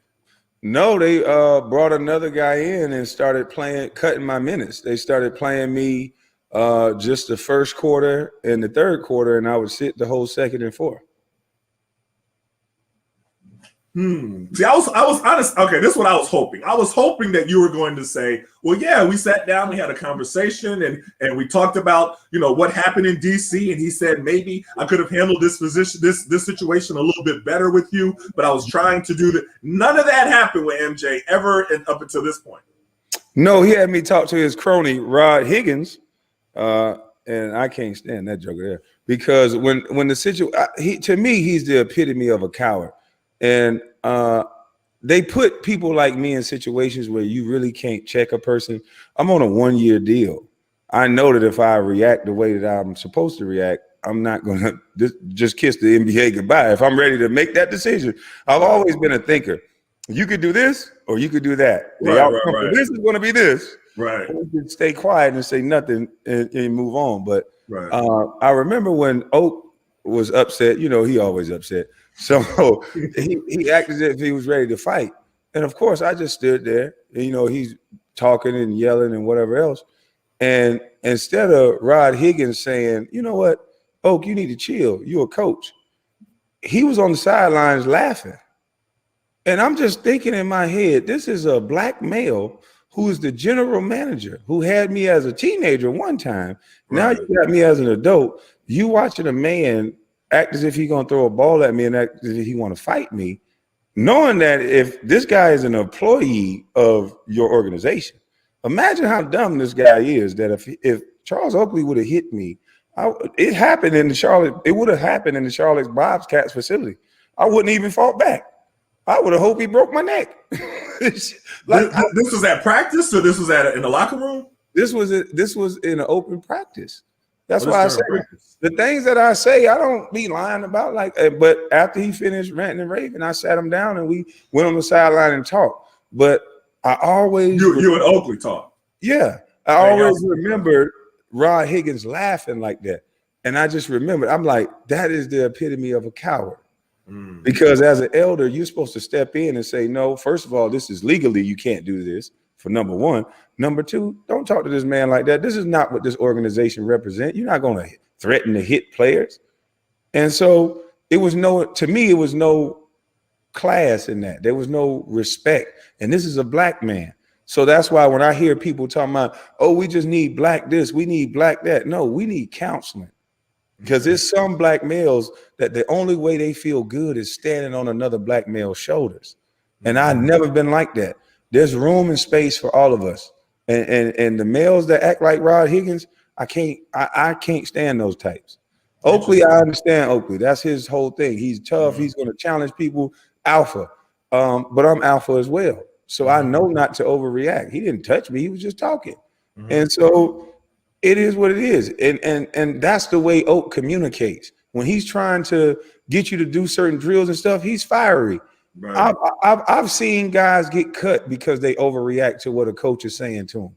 Right. They cry. They be, just like you said, they be very good players. And there's a through line to that. Some of these guys that only have mama patting them on the back saying how great they are and never been around a man that say, hey, boy, you BSing. You ain't doing a good job. And they can't take that without crying. Right. Those are the kids that can't handle life.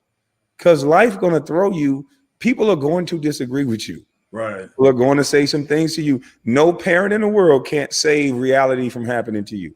Reality is some part of life at some point is going to suck. And you're going to, based on the things that your parents and people around you instilled in you, you're going to be able to deal with that adversity in that situation. What we have now is over-pampered kids that just been talking a lot. They're book smart, but they have no experience about what real life is. You could take an educated woman, an educated male, and put him around a street cat, and they'll have everything that educated person have, and have their wallet, they have their credit cards, account. They'll be making them educated people do everything this kid say he do with no education. Right. That's you know. I mean, and this is the thing that I always get people to realize is that you had this wisdom at 18, 17 years old, because it's the exact opposite of the narrative that they were all pushing, that high school players are not able mentally and emotionally to be able to handle the NBA. I'm like, no, I saw Kwame Brown mentally and emotionally handle a situation with MJ and Doug Collins that most veterans would not have been able to handle. That's why you won't see no live interviews of me. #1 draft pick. You won't see the only live interviews I was offered was to talk about my family being in prison, was to talk about how my father wasn't there, how my mother was so great as a mother. And I said, wait a minute now. My mama never told me to talk like that. My mama always said she did the best she could. My mama didn't have that ego of some of these women now. Because my mama understood at 14, I was handing her money and I bought my own pair of shoes to play. So when I told my mom, who was asking me to go say that, she told me no. And then I was told, you don't tell this type of person no. So I've been knowing it was a go along, get along gang. I stayed quiet. And the person that I'm talking about is a very powerful black woman. And you would think this woman would understand the struggle. But no, there's a lot of gatekeepers that if you don't do what they ask and do what they say, then everything about you will somehow be spun in a different direction. You know, it's, you know, going with where we're at DC and we were at the Wizards. I remember, you tell me if you remember this. We're in Doug Collins' office. You know how I feel about Doug Collins. You know, I had to woosah so many times, so I, you know what I mean? You know, I don't knock his block off. Like it was tough. The struggle was real with Doug Collins. But but when we had a conversation before, and this was after the NBA Buzz interview, you know, where I was saying, well, it was Doug Collins that was doing everything. He was like, yeah, but who you think gave Doug Collins the order? And I was like, you know what? You're absolutely right, Kwame. I was like, it's not like Doug Collins was doing it on his own. He was, you just didn't see, MJ doing it. You saw it happening through Doug Collins. And, I remember one time in the office, we was in Doug Collins' office. Tell me if you remember this. It was just me and you. I don't remember nobody else being there. BJ might have been somewhere in the corner somewhere. He always there. You remember BJ? Yeah, he was somewhere there. But Doug Collins, he said to me that he didn't think that I would be in the league beyond my rookie contract. I remember that. And then he said to you, and he said, and you will be the worst #1 pick that was ever picked. He said that to both of us. And I looked at you and my fist balled up like this. I was about to knock him. No, that's why I'm looking at you like, no. I was like, and so we looked at each other and I'm like in disbelief, like, did he just say this to us? I'm looking, and you kind of looked at me like, calm down. You know what I mean? Calm down. You didn't even respond to what he said, right? But you looked at me like, calm down, man. I was like, I'm sitting here and we just both turned around and left. And I was like, can you believe this dude? You know what I'm saying? But I tell that story a lot of times because I tell it when I'm talking to young men, and I do the correlation that you're going to have people who, if you react to them, like say I would have reacted to him, and if I would have hit him, he would have been in a coma somewhere. You know what I'm saying? The old decrepit dude. And I would have never played a basketball again. Right. He ain't that important. I would have dove on your ass. Excuse me, I'd be like, no. But that's amazing. But it's amazing that you had that level of maturity at 18 to understand that I don't have to worry about what this dude is saying right now. And I would always be amazed at your level of poise to where all those situations where Doug Collins was doing things like that, where MJ's doing different things. Then when Oakley came the next year, we're doing different, you know what I mean? All the different stuff, disrespectful stuff that, kicking the ball in the stands, there's a whole lot more stories that we can tell too, that of MJ doing disrespectful things to you and specifically to demean you. And me seeing Doug Collins giggling. Like when you talk about the giggling, I would see Doug Collins giggling about it and BJ giggling about it and different people giggle. Like when you talk about, Brennan giggling and stuff like that, people giggling about it while it was happening, but you having the maturity to say you was like on a different level.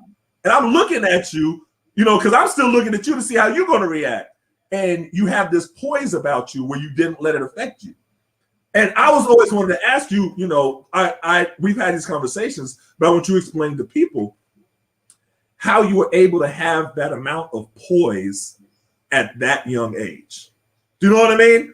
Well, for a couple of reasons. One, my brothers I got drafted to the NBA. My brothers went to prison as teenagers.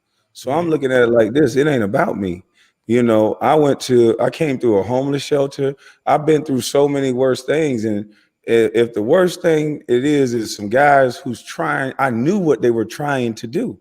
So you're trying to get a young kid, you're trying to prove to the world that this young kid can't handle pressure. So you're creating situations for me to overreact to. So you can say, see, look, I told you, see, look. So the whole time I seen them doing things that by me not overreacting, it was pissing them off. So I used to just go back and laugh like, then I never let them see me sweat. So I'm giggling. I'm a big goofy dude by nature. So I'm back giggling like, they think I'm gonna get mad that they kick balls in the stands and they gotta pay me on the 15th for my mama to stay on that golf course.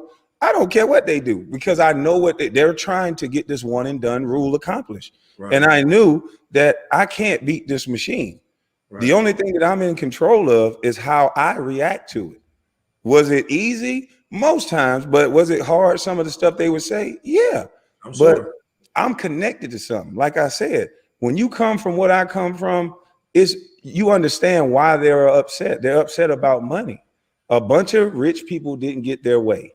A bunch of rich people didn't get me in Florida, and a bunch of these black boys were coming to make all this money. I stayed in the league 12 years, and I could have stayed a little bit longer. But LeBron has been in for how long? If these high school players are coming out making money for over 2 decades, these kids come out at 18, they'll be able to play up until late 30s, almost 40. Right. So this is about money. What happened to me was about money. And it's interesting now that 20 years later, it come twofold that I'm exposing that. And it's the truth. And they know it's true. That's why they won't answer the question of why were you sending Stephen A. to high schools and colleges? You wanted to disrupt these little kids' mind to say, well, we can't be good enough to be the pick. Look at this guy that Michael Jordan drafted, and he was wrong about him. So you little kids are not good enough. Look at the way this kid is playing. He can't even catch. They didn't say one good thing about me in 20 years. Yeah, it was amazing. So you think I'm going to overreact when I'm fighting a machine? Right. No. I just used to fly my mama up. She would give me some of that mama's cooking. When I would getting ready to overreact, I'm tired of this. And she'd be like, my mama give it to me raw. What you talking about? Where your brother at, boy? Your brother got this and this and that. Do you know what's going on out here? Do you know who you helping? This is bigger than you. Stop worrying about you. Stop complaining. And I say, you know what? Dang, I do got a Mercedes outside. Right. You know, they yelling at me for 2-3 hours. They working me out 5 hours before the game and then putting me in exhausted. Yeah. But they telling the people I can't play. But every time I get a chance to play where I'm not exhausted and I get 30 minutes a game, that's why I keep saying, look at the analytics. Yeah. If you look up the Charlotte data and how much media coverage I got for those games, it was non-existent. It was like I wasn't even in the league. And I'm getting a double-double, and by the first quarter and the third quarter, I got a double-double. There was zero media coverage. Then the reason why I know that what Stephen A. does affect these guys' bottom line and their money, because my agent at the time is Mark Barlstein. Okay. I got the numbers that are exactly the same as DeAndre Jordan. And you saw what DeAndre Jordan got. So I'm like, okay, it's on.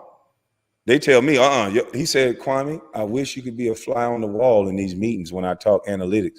They keep talking about how Stephen A. saying you a bust. Yep.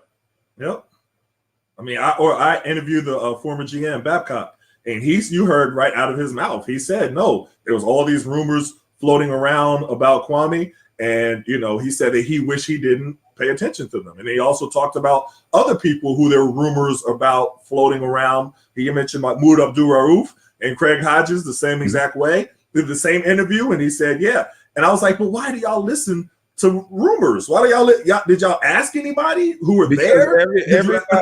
Nobody walks up to someone with a handshake, hey, how you doing, and get to know you no more. We call people, hey, do you know such and such? How is he to you? Oh, you had a bad interaction with him? Oh, well, I hate him.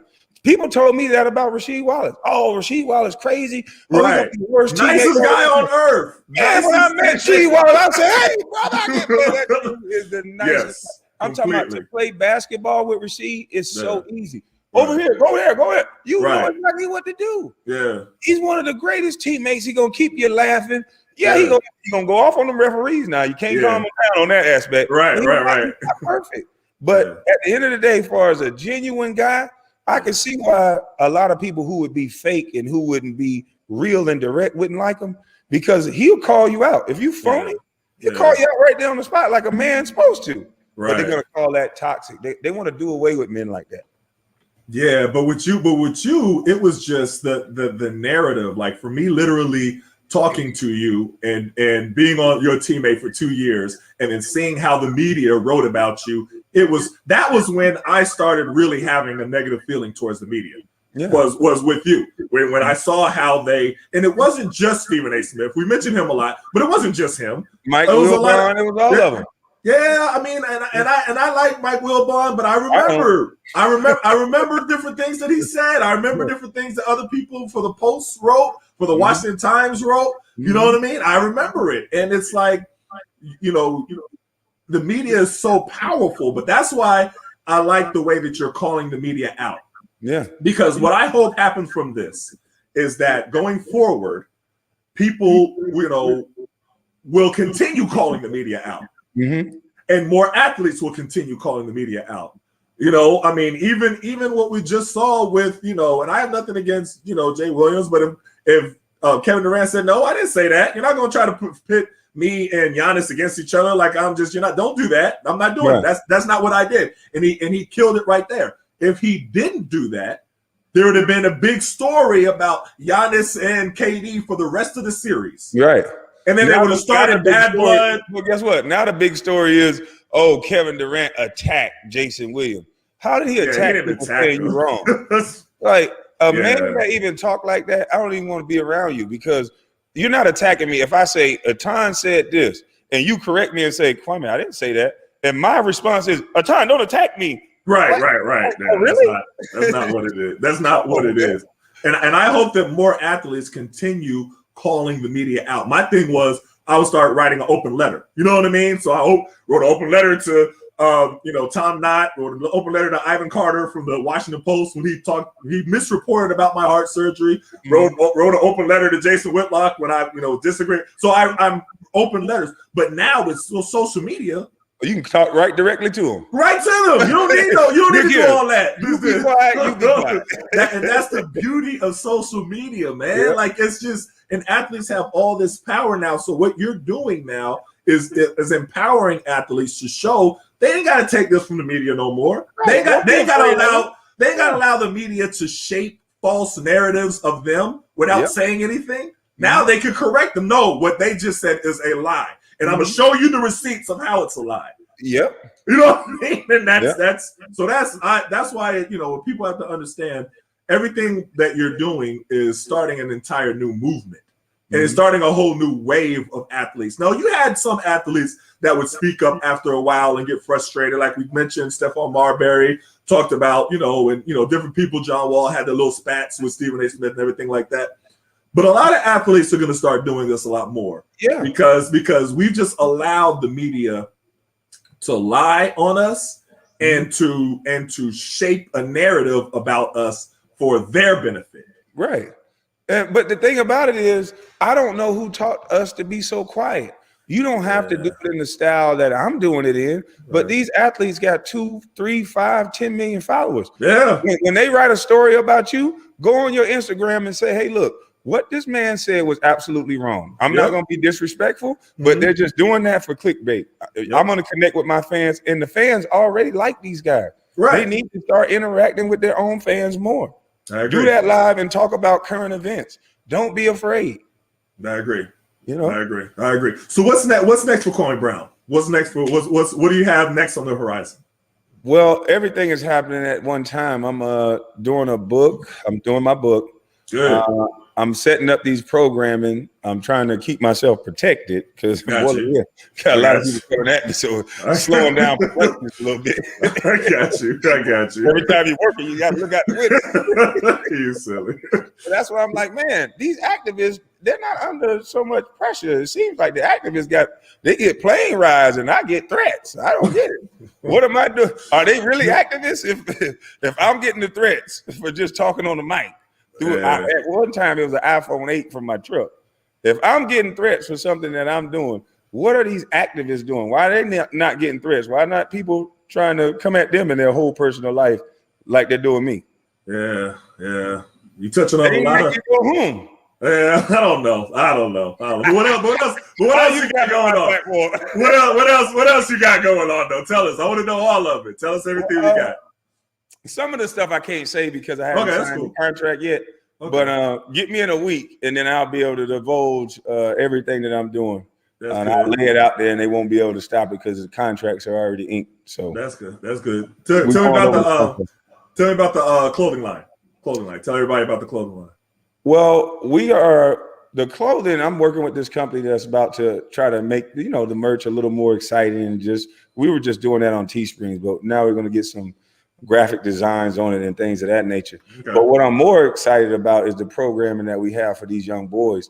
I'm working with the Real Foundation, and it's just it's no money for me involved. It's their thing, but I believe in their programming and things like that, and she's going to help me do it as well. But the team that she has, they build tiny homes, and what they do is they use troubled youth to come in and build the homes, at-risk youth. Young men that before they go astray, because they're about prevention as well. Come in here, get some money in your pocket, let's build these tiny homes. And what that do is it gives them skills. But what it also does on the back end is it gives a woman that has a convicted felon record, it gives her an opportunity to have her own home. So they're doing a rent to own program with these 2-bedroom, 1-bedroom tiny houses that they're going to build it out to however these women want it.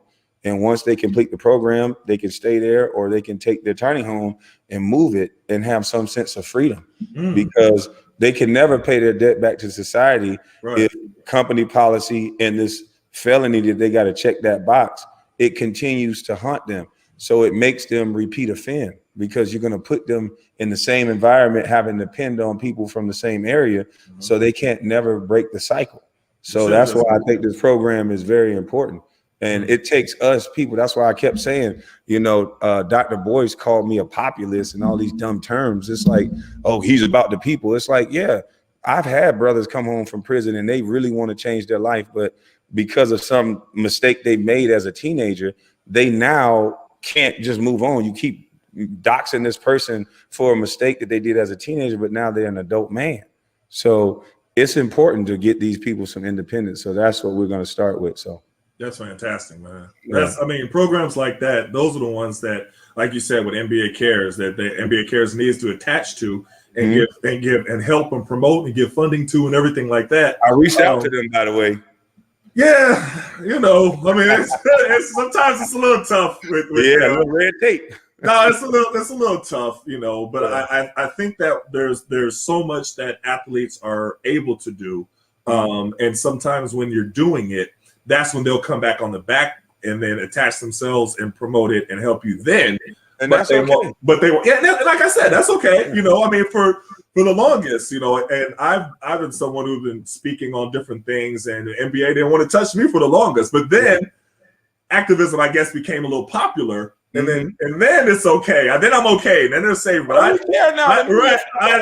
You know, the media found out what you were doing at the time. We love you. They weren't touching me with a 10-foot pole for a while, for a long time. But it's all good. You know what I mean? It's all good. You know, whenever you're on board, because you understand the amount of power that the NBA has behind them when they support something. And that's why I want the NBA to be able to support these family members, the family members of the victims of police brutality. You know, you have, you know, Emerald Garner, who's Eric Garner's daughter, doing so much stuff, and you know, Flannery Steele's mother, you know, doing stuff with her pouch and everything like that. And she's all Tiffany Crutcher. They have a whole band of women who have been, you know, the family members of victims of police brutality, sisters of the movement, and all the things that they're doing to try to change laws and get things done. Support them. You know what I mean? Like those are those people who are specifically affected, and there's so much that you can do. NBA, we're talking to NBA right now,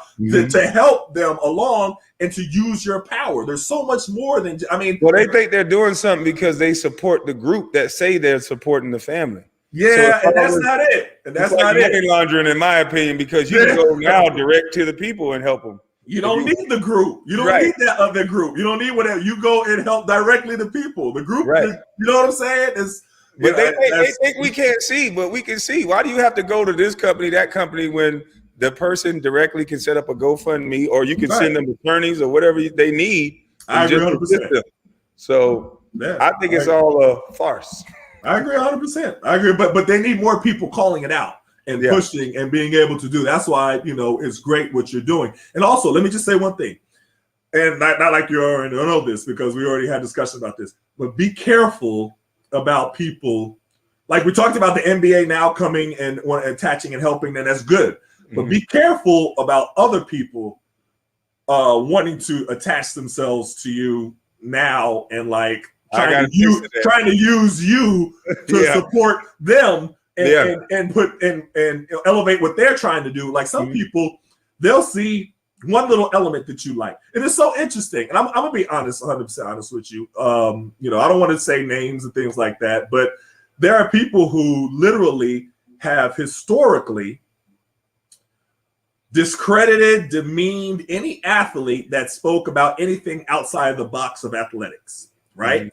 But then when they see an athlete who says something, no matter what that something is, that they agree with, Then they want to attach to that athlete and say, oh, look how wonderful this athlete is. But I was like, but wait, just because he's saying something that you agree with, what about the other athlete who says something that you disagree with? He needs to shut up and dribble. But this athlete who says something that you agree with, now he's wonderful. Be careful with them people. You know what I mean? Because that happens on the left and the right. That happens from both sides. You know what I mean? If they agree with you, oh, it's look at this athlete saying this wonderful stuff that it, you know, let me bring you on my program. Let me help you do this. But if he disagrees with you, that athlete has no business saying anything outside of that. And I hate that. And this is both sides that do that. And they do it very consistently. That's why I respect Kyrie Irving so much, because they only want athletes who are woke. They allow you to say whatever you want to say if it fits a narrative. But if you're an athlete like Kyrie and you're more conscious, you're not supposed to say stuff like that while you're getting a paycheck from them. The reason why I can say everything I'm saying and stand on truth, because nobody's paying me. And so the reason why most athletes sound like most people don't want to hear what they're saying is because most of the stuff they're saying, they're being told to say because they're getting paid. No athlete is going to be objective about some of these situations that's going on in the streets. They're going to all say that, oh, it was just the cop was bad. And my nephew, being a cop now, he almost got killed because he's a black man. When he jumped out the car, the first thing a black man said is, you just like them R word, C words, and you worse. And so they demonize cops to where now it doesn't even matter if it's a black man getting out the car. So that's when I realized the danger of what we're actually doing. If you're saying that you want black police officers to police your neighborhoods, my nephew's a black cop. He's a nice guy, but you can't treat him like he's something bad because he's a cop and try to take his life. And that's not right. We got to calm people down about color, because it's not about color. Everything that happens is about money. Trust me. But the thing about it is, though, that we also have to, at the same time, be able to hold people accountable so that you don't have this situation. So when people are looking at different situations happen day in and day out, case after case after case, and none of these police officers are being held accountable, what type of system can you have of accountability and trust if you're not so we both have kids. If I told my kids, you know what, you can do whatever you want to do. Whatever you want to do, it ain't going to be no punishment. You're going to have complete immunity over anything you do. And in fact, if you do something wrong, you can come and investigate yourself and then tell me if you did something wrong or not. And you come back and you tell me, you know what, Daddy, we talked about it with each other. We investigated ourselves and we came to the conclusion that we did nothing wrong. And then that's it. Yeah, you can't do that. You can't do that. You got to have an outside independent. Completely. You got to have. I'm not for abolishing the police officers because I know what would happen to the black community. Well, it's not abolishing, but they need to revamp. They need a whole police officer accountable. Whatever word they want to use, hold them accountable. If you do something wrong, you get punished. Absolutely. But like I said, with the situation with my nephew, we got to hold both parties accountable. Okay. We can't have disrespectful people just coming out verbally assaulting cops. And we got to have cops who are respecting citizens and not standing on their shoulders and thinking they're above them. Respect always goes both ways. They got to go both ways. And I'm good with that. I'm good with that 100%. But one side has power and another side has no power. So there is a different element. So even when you're talking about other side, I disagree. The other side have power even in their death.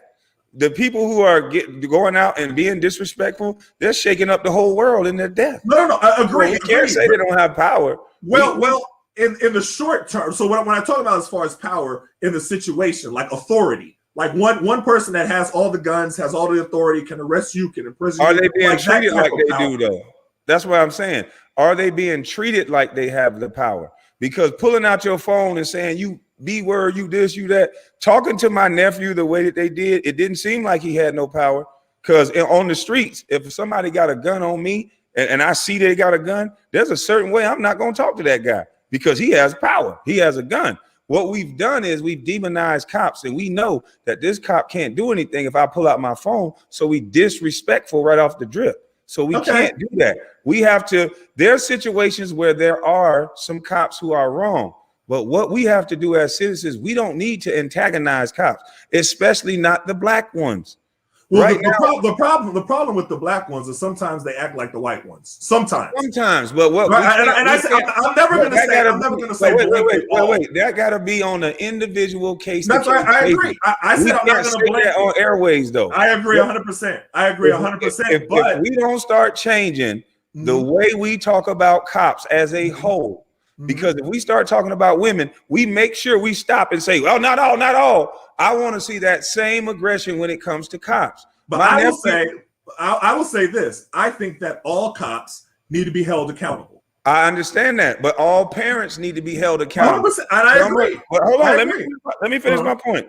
Us and the black community got to calm down the sensitivity. We know what's really going on. We need to stop not being accountable for the way that we're behaving. Some of these children are not behaving in the way that anybody would be respected. Your kids are not behaving the way some of these kids are behaving. And so if we're gonna, hold on. If we're going to tell, and we got so many people stirring the pot, only saying police, I will be right there with you saying some police need to be accountable. But I'm also going to be just as loud about some of you parents need to be accountable because your kids are acting horribly. I'm about behavior. And you can't not say that you don't see some of the behaviors of these people and say that it's not wrong. Now, the cops' reaction can be wrong as well. Okay. But we have to stop having behaviors that's getting in these situations. If we want to change something, why aren't none of these black leaders stop saying cops this, cops that? Why are they not giving these kids a way in order to go through these police encounters and live? I told my son, when he starts driving, you're not going to talk to a police officer. License, registration, everything clipped to the door, window rolled down, hands on the steering wheel. You don't have anything else to say. Okay. You don't answer any questions. Nobody's teaching these kids how to get past a police encounter. They're making it so hypersensitive. I seen a woman come out there with a 21-year-old son, and a woman is out there yelling, acting like this cop is going to kill this guy when all he was asking for the boy's license and registration. The mother revealed the ugly truth. She said he's 21 years old. He does not know how to deal with a police encounter. Well, you're failing that child, because before I let my son go out in his roadways, he's going to know you don't have to talk to no cop. You don't have to answer any questions. You can say, give me my ticket and let me go on my way. And I do not answer questions. Here's everything that you need. Nobody's talking about how to prevent what's happening. They keep trying to spin this narrative that makes people angry. Let's keep these kids from dying by giving them messages of life. Not with my nephew, that's a black man that get out of the car. I hear black people talking to him worse than any white man has ever talked to him in life, period. Now, that's not right just because he has a job. Now, how can black cops come into the black community and help the black community if they're not going to be respected by the people in the same community? Okay, we have to stop blaming cops for every single thing. Change the behavior, and then the cops will force them to change their behavior, because we can say, look, we got good neighborhoods. We don't have hoods no more. We got good neighborhoods. We pay taxes. We don't even want y'all to come around here no more. But when you're coming around with the Draco, some of us, not all, when you're putting camera, when the white folks are paying these young brothers to sit there and hold clips or magazines that's way longer than the gun, that's going to throw off the shot of this gun anyway. It's really not that smart to do. And then we're wondering why little children are getting hit in households now, when we don't want to talk about that, little 7-year-olds dying in households. When we won't mention that, and we'll talk about a cop before we talk about a baby getting killed as a result of our culture. That leads me to believe that we have culture vultures in our own culture. The number one thing we're supposed to protect is the babies. Where are the men? Where are the men in uproar in these neighborhoods when a baby get killed? Let me say, I think we talk about both, and I hear your point. When a baby died, we talk about one thing: baby. When a baby died, we as men, We failed as men. There's a reason why they look at us. Hold on. Let me say this one part now. Okay. There's a reason why the world look at us black men the way they look at us. We take out marching orders from women. And the Italians will never have you shooting in their neighborhoods. Those men will go do a life sentence to get the people who shoot up anybody's neighborhood. You hit a white little or Italian little girl in a neighborhood, those men stand together. They don't ask for no cop help. Those men protect their neighborhoods, so they get respect from their women. We cry and talk and get on phones and ask women to stand in front while we're crying in the background. If there's no police, nothing, when you're killing kids in your neighborhoods, you got to stop that as men. There ain't nobody shooting out in this neighborhood, because if they start doing that, either I'm moving or I'm attacking the people who's shooting, because you can't have neighborhoods when you got people shooting outside where kids got to play. And we got to change that and stop crying and lying to ourselves. It is not safe in our own neighborhoods. Why is it that they can regentrify a neighborhood and bring white people there and get police presence there, and now Brooklyn look like you can walk dogs and have parks there in Harlem and Brooklyn? We have to fix us and stop whining. I'm not going to be a part of wine group. If you show a good product, you make them respect that product after you show it. That's what we got to do. So, and I agree with a lot of elements that you said. I say that you can walk and chew gum at the same time. I think we all have to have that conversation in every black home with our children. But you got to take the first step first. Let me finish though. We have to prepare our children for, yes, when you encounter a police, this is what you do and this is what you don't do. If that talk is not had by every black parent with their children, yes, I agree. You're failing. She admitted on camera she didn't do it, and I agree. I agree with you on that one.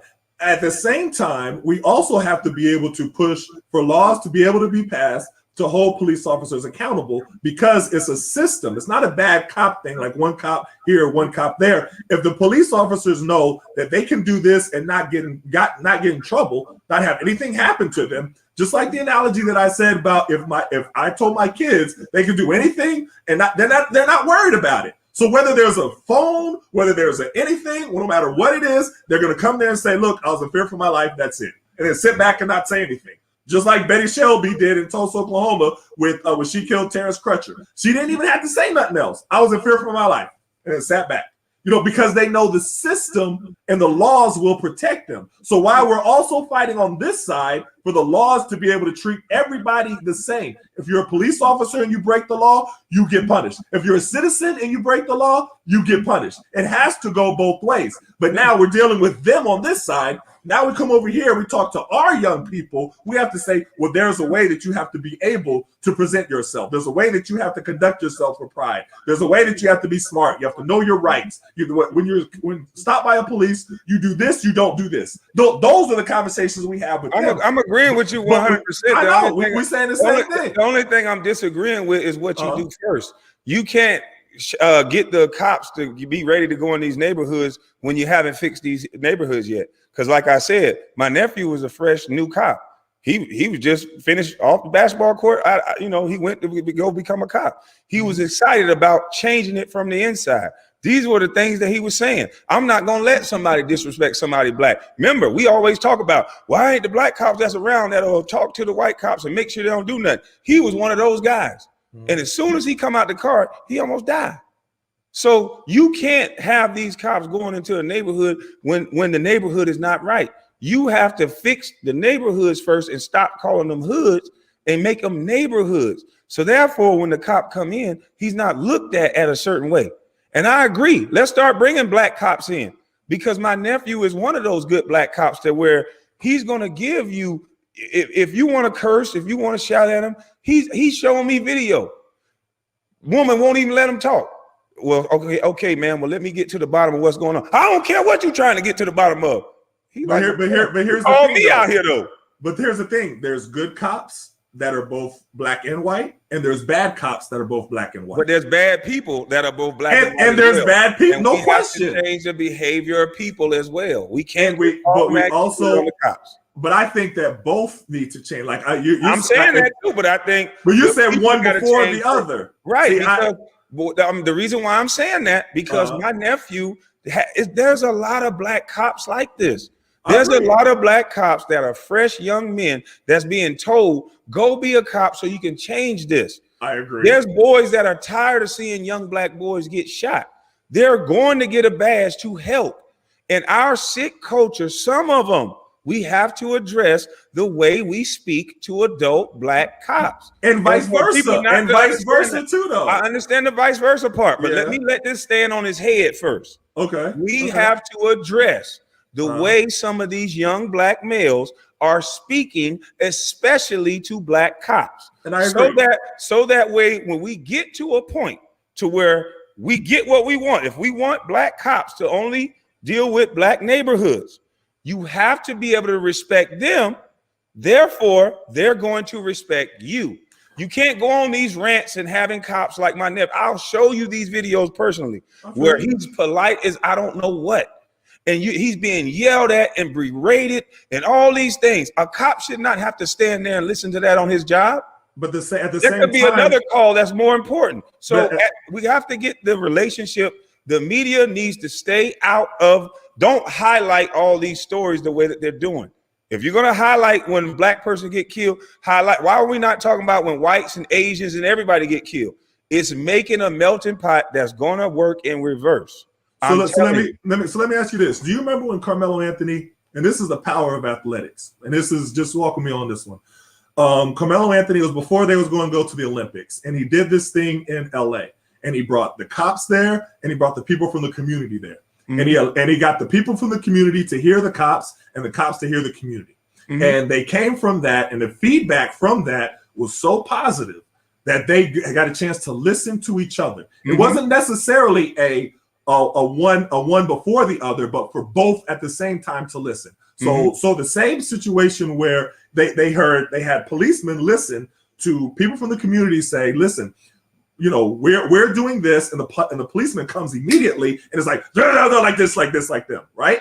And then the same policeman, like who's in a situation like your nephew, came and said, well, I'm sitting here doing my job, and then the person comes and like that and creates a situation. But both are happening simultaneously. So then they get each other to view each other as humans. Yeah, the humanity. So I think more of that should happen, where both sides are being shown the humanity. The only difference is this: the only caveat. They can do that once a month. No, I completely agree, and I've been a part of some programs like that. We've done that at different places, and they've worked great. I've worked with different policemen in doing that. You know what I mean? I would love to work with your nephew in doing that, because I that's what I do. You know, we need to do that. We need to do that in every city, because you know why? All it is that the cops are afraid of the citizens, and the citizens now are afraid of the cops. It's both ways. I agree. Because the media is creating that narrative. My nephew now, because he almost got killed, he's not coming up to situations like, hey, what up, brother, no more. He coming up like, right. But in contrast, you have a community that has that other cop that comes to them, that throws them up, and then so they're coming to the cop them down, like the same way. Right. That so, kneel on them. They coming like, okay, you ain't finna kill me today, so they're coming aggressive at the cop. So it's both. This is both, completely both, and so this is what so you have people in the community looking at the cops, thinking and saying that, okay, I know that you can do anything to me right now and get away with it. And you're not going to be held accountable.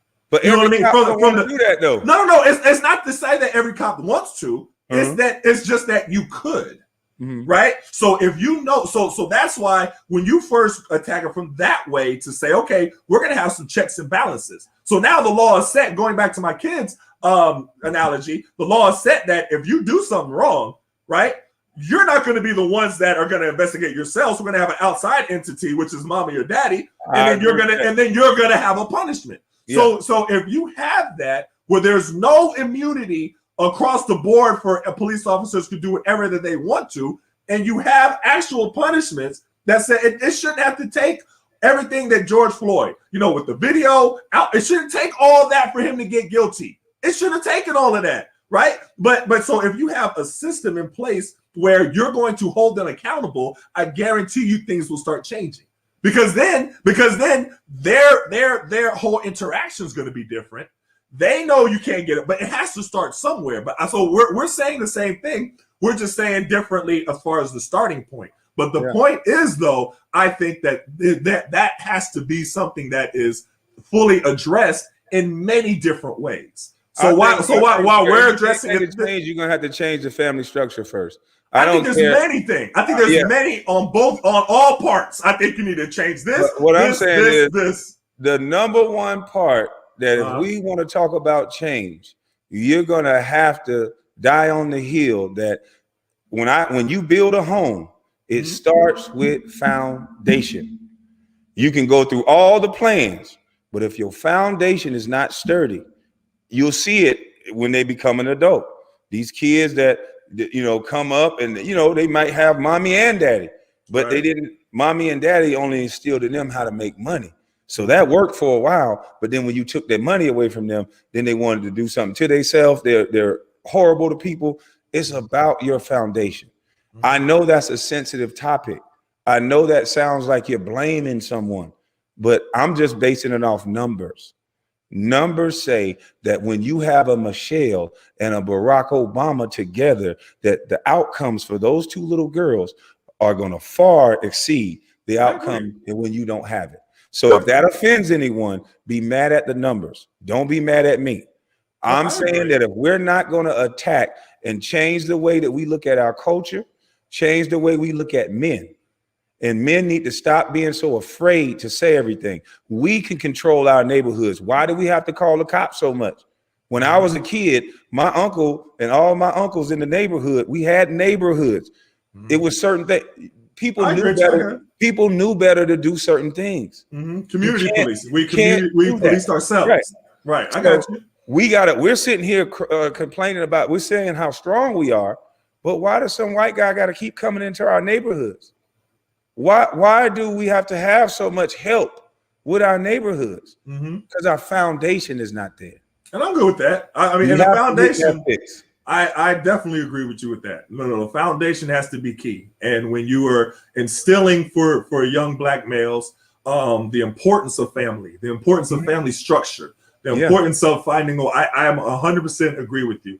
And I also want us to be able to also uplift the young black males that don't have that situation. And they won't be so angry because, boy, look at here. Oh, no question. I worked in my whole time with DC. I worked with this program in DC correctional facilities with young black males. They were under 18. So before they go to big prison, they go to correctional facility here in DC. There's a group called Free Minds. Fantastic group. And I'm working with them, and they're writing about their frustrations, or writing about their angers, because writing is my thing. So I'm telling them how I'm doing the poetry and spoken word. They're doing, writing different stuff, because poetry is just lyrics, it's rap. If you know what I mean? So you get your frustration out. And the stuff that they put on paper of where a lot of the frustration and anger originated from was a lot of times back from their father not being there for them. A lot of times, if you trace it all the way back, you know what I mean? It goes back. So I'm 100% with you. So then, why is there a system to keep fathers out of these kids? Because they're the system as far as the privatized prisons and the way that they want us to, the same system that wants to put certain music on the airways to guide us towards prison. It's all interconnected. You know what I mean? Everything. So let me ask you this. So if you went to a prison or a teenage jail before they go to big jail, and these boys are expressing that they're yearning for their fathers. Now, if their fathers are on the streets, and if you interview a lot of these men, here's what the sector that we always want to blame these men. Some of these ladies, yes, no question, are playing keep away with these children. No question. Why isn't the system, if these little boys, if they're reading these letters of these little boys, why can't we make a system to where, despite, if that's what's getting these little boys incarcerated, that they feel they don't get the love of their male father, if they have a male father that's on the streets, why are we not forcing them to be there an hour or 2 hours a day? So that's going to keep a little kid out of jail. Because I know a lot of men. I can call 20 guys right now, and they'll tell you, I can't even get my baby mama on the phone. That's no question. What tell you. So check this out. There's this group I'm part called Black Fathers. Shout out to Black Fathers. It's on Facebook.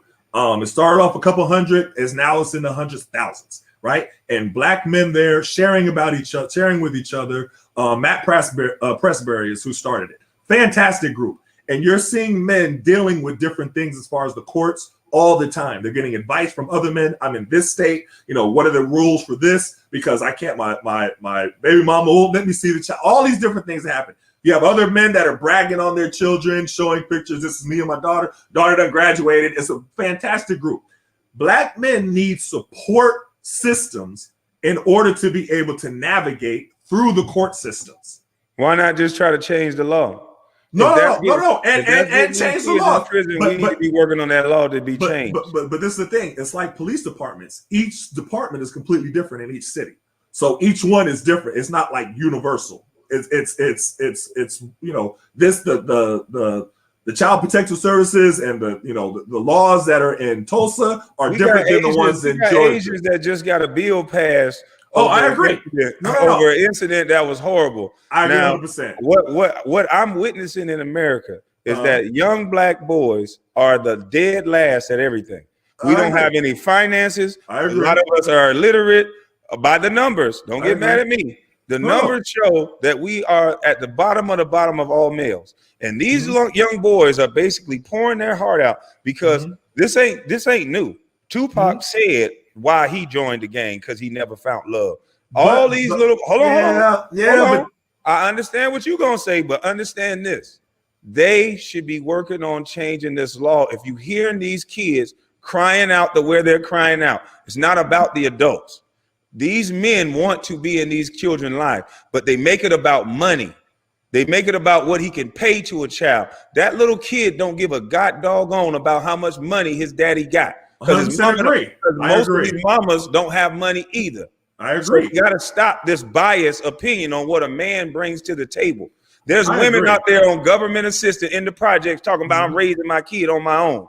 We have to stop this lie. Let these men, whether they're broke or not, help these young boys feel a sense of who they are. That's what a father is for, not about how much money he has. I agree. We've let women put in programming that make them look so great. Not all women, because my mother was one of those women that understood. We have women now, some that do not like men. And at every turn of the corner, every problem that they have, they will blame it on a man. Let's listen to these children. The children just told you what was wrong with them, right? Now, everybody want to speak for other people. Why are we not listening to the children? They want their daddy. So this goes back to your point as far as the family structure and the importance of family structure and emphasizing the importance of family structure and teaching. But listen, I'm gonna go full circle because there's a lot of it in with it. So when you talked about the importance of family structure and having both parents there, and as far as instilling in young people the importance of having both parents there, meaning that you're careful with your relationships. Do you know what I mean? You're not just we're not careful. We're saying I know, but that's what I'm saying. But Etan, you saying a bunch of words that don't reflect our culture. We just had a rapper go on TV and say, the first date to date me, you got to give me $50,000. You got to take me out to the store. And these little girls are hearing that. So that's not those words that you're saying. I understand them and they sound good. That's not reflective of our culture. I agree. No, I'm not disagreeing with you. I'm agreeing with you. What I'm saying is that remember when I talked about the mentality before? You changed the mentality that's opposite of the culture. That you don't go with the culture. You don't go with what these kids are listening to their celebrities. And they're listening to the wrong people. So how are you going to get them not to do that? When you instill in them that they don't have to look and listen to the wrong people in order to. Who's home to instill that to them? Listen, the same people that instilled that into you and instilled that into me. My mom hurt her back, so she was disabled, so she had to be home. So I got that mama's cooking all day. So mama's cooking can instill that in them that no, you don't follow these people who are telling you the wrong path. But listen, this is what I'm saying. It's the opposite of what they're always told. I'm agreeing with you. So yes, they're told that on the airwaves. They're told that every turn they have, they turn on the TV. They're told that this is what you should aspire to. And that's what's winning. And that's what's winning. I'm 100% agreeing with you. The whole reason why, like I told you, the whole reason why I did the fatherhood book was to tell people, no, you don't have to go that way. The only way it's a foregone conclusion. But wait. Let me finish this one thing though. working with these young people there, right? I've been able to, and it's group after group after group, because there's always new groups coming in every single year. You know, and when they turn to 18, they would go out into, some would come out, some would have to go, you know what I mean, to the big population, the older prison. Once you get to, and the letters that I get from people telling me that, listen, nobody has ever told me what you told me. That's the power of when we talk about mentors, we talk about people, and that's not to discount the power of fathers. I'm all supporting power of fathers, right? But you have young people that have never had anyone tell them that there's anything that's a other possibility, as from what the rappers that you was talking about that's telling them, that the people in school, that the teachers who are discrediting them and discouraging them are telling them, that the people on the media, Stephen A. Smith, are telling them, that you have people who have never been told that they could be anything other than that. And that's a shame on the parents, because my mama told me I was great. No question. But aside from that, if you have somebody who's never you have a kid who's told that they can never do anything else, and they never heard it from their parent, then how can you blame anybody else but the parent? I'm not blaming them. I'm saying that now you have that situation, right? Mm-hmm.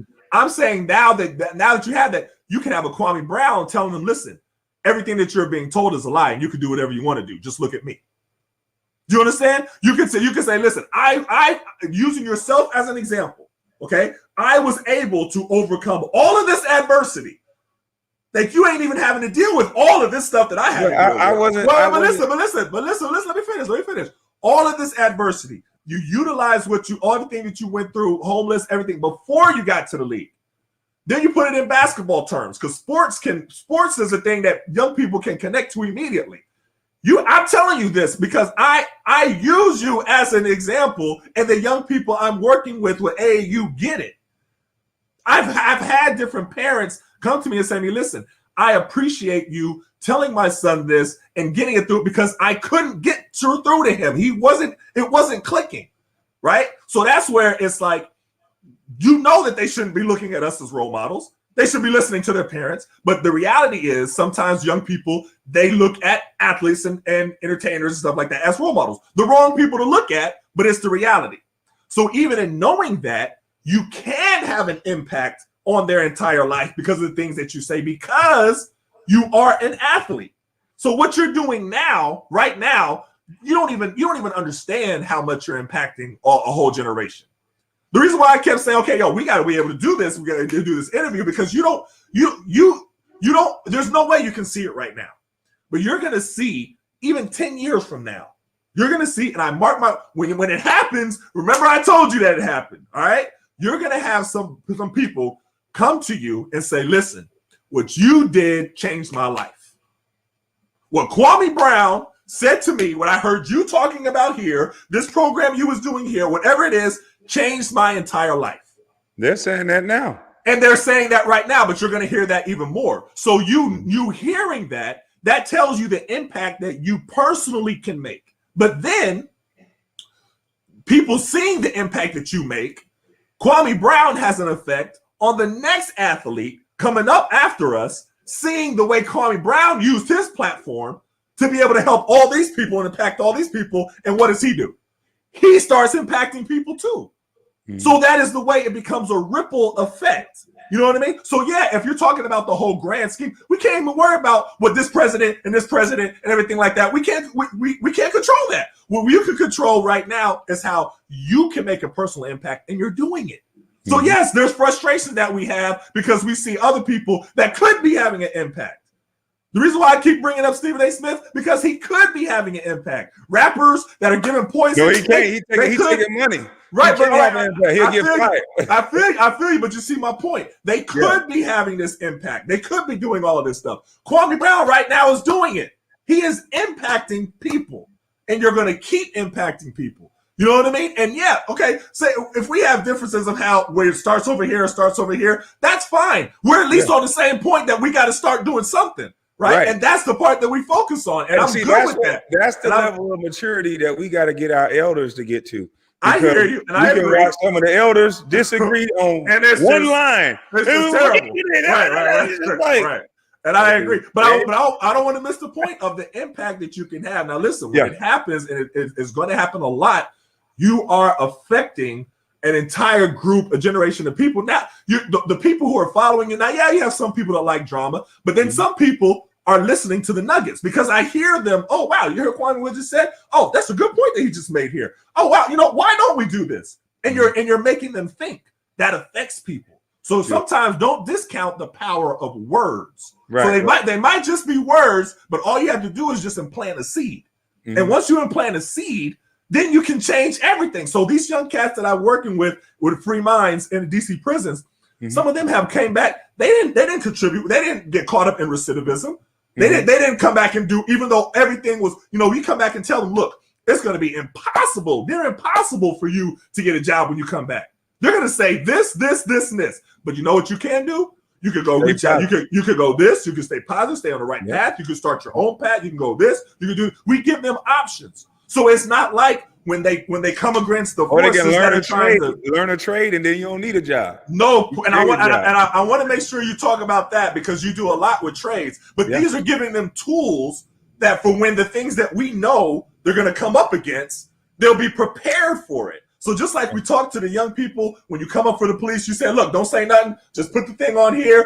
You're preparing them for the forces that can come against them, no matter what they are, right? And so the same thing that you're doing, that's the power of and having the athlete platform. Yeah, that's the power of it. Because I didn't want to get into arguing. I don't want to, like with my son, he used to do that too. Well, why can't I say this? Why can't I say this? A white boy can say this and I can't say that. I said, son, it's different. I told him just like this, son, I don't want to hear that. I want you to come home and I want you to do this. Close your mouth the same way I want you to close your mouth with that cop. Put this on your wheel and you ain't got to worry about none of that. And you get all I'm is the outcome guy. I'm an outcome guy. And I told him, I said, son, you may not understand that now, but what I don't want to have happen is you go out of this door and you might take what I'm saying the wrong way. And then you go and don't know when to say, okay, because he's seen me do it. He's seen me get disrespected by a cop. And I'm a big guy already. If I lose control and do all this, I know I'm going to get popped. No question. Hey, look at man. Go get me a car that, I told him just like this, go get me a car that's big enough. Take me to jail. I'm tired of talking to you. I'm going to be out in a couple of minutes. Why am I going to risk my life and risk my freedom or whatever else because some cop want to prove something to me? So take me to jail. I spent 3-4 hours in there. I held down the water, wouldn't let nobody drink out the faucet. I'm just playing. But, you're stupid. But I'm in the holy cell cold. Everybody got stuff over their head, and it was a bad experience for a couple of hours. But I got through it. And that's what we got to tell these young men. I told my son, listen, boy, stop. You're starting to reflect the chaos of the outside world. I said, in here, you don't bring that in here. In here, we're going to use this. What's the best way for you to come home? Yeah, but what if he say that? I said, what can you do? I'm trying to show you how to be in control of your destiny and your life at all times. And here's what you can do. Here's what you have rights that's outside of this cop. And if he break those rights, you tell him he broke your rights. You get it on camera. And then at some point, if he's going to continue breaking your rights, you get it documented on camera and you tell him to take you to jail. And then daddy coming. And that's daddy get his own. And that's the thing. And it's so dope, Kwame, because it's like, you know, when I talk about, I use, so you remember the story that I said before about us being in front of Doug Collins and him saying that. So after that, I wrote a poem called Haters, right? And after I got my next contract, I sent it to Doug Collins, right? And I put that I put that in my first book. So all over DC, I tell that story, right? I tell how Kwame, you know, looked at me like, hey man, don't go out. I tell what I could have done, which was knocked him into a coma. You know what I mean? I told him. I don't think you would have stopped. I don't think you would have stopped there, boy. Listen. That look in your face, I was like, oh. But listen, I tell young people what I could have done, what I would have been well within my rights to do because of the amount of disrespect that he showed me right then. I told them I used my head. I tell them about the wisdom that Kwame Brown had, even at 18 years old, that's not what he did. And I told them about how I proved him wrong. And then wrote a poem about it and then I performed the poem. And if you punched him, you'd have never got that opportunity. But listen, this is what I'm saying. I used my position to be able to help. And young people all the time told me, hey, that story that you told me when you came to my school and you performed that poem stopped me from going off on this teacher. Good. It stopped me from going up. So I was saying those are the things where we can be impacts as athletes in our platform. Do you know what I'm saying? We got a bunch of stories, man. You could tell on how to persevere and deal with coaches. And maybe once I get my studio and everything set, we'll just call and we'll have a segment where we just tell stories for the fans to hear. Because they need to hear something other than they can't or they're going to get chased by the police or this and that. Because my thing is, let's teach these kids to control their own destiny. I don't care about no car. I'm not going to walk out scared every day. I can't live like that. I'll go jump in the hole myself. I'm going to make sure I give a kid a code of conduct. Yes, sir. Whatever this cop is going to do, what can you do first? Yes. What can you do to control this narrative to where you get to the point where you can say, aha, you know what I mean? What you just did was an aha to do. No question. And it felt great doing it. Listen, it felt so great doing that. Man, it felt so great doing it. We got to get past the bad part so you can get to the point where you can come back and say, all the rappers that say to the teachers that told them, oh, you ain't going to be nothing in life. You ain't going to do this.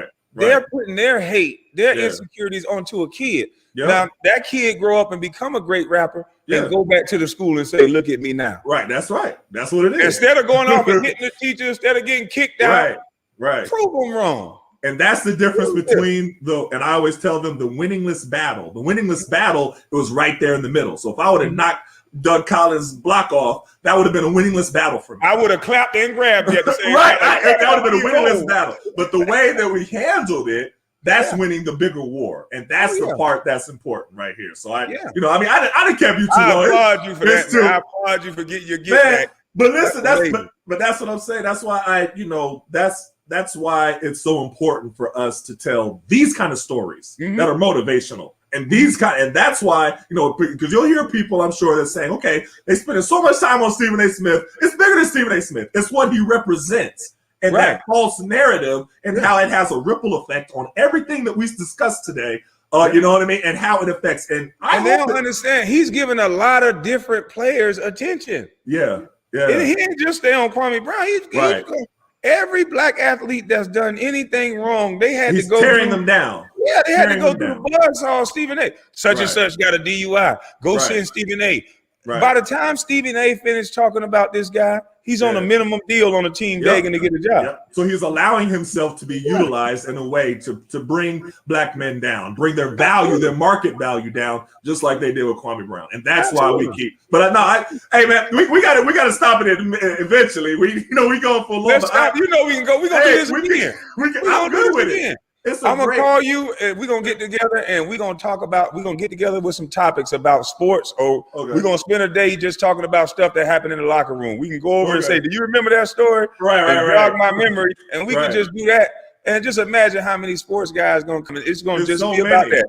There's so many, and then applying them to life, like we just did with the Doug Collins. They're applied to life, and they can be used to steer young people in the right direction. Because so many people get caught up in what the other person said or what the other person did or could have did. Now, granted, Doug was absolutely wrong. I looked at you the same way. Like, we had people would have understood if we would have did what we did. Yes. But the fact of the matter is that how much strength people think that's weakness. Do you know how strong you had to be in order not to do what you could have done at 6'10", 6'11", well, 6'9". 6'11" now. We're gonna round it up. 6'11". Do you know what you could have did to this guy? And it gave him some sort of power to know that physically he couldn't match you. But mentally he could not break you because you was able to go get a nice contract to help mama's cooking and help your family. That's right. So that is what it's about. Not overreacting to what we all can tell stories of, well, he did this, they did that, the cop did this.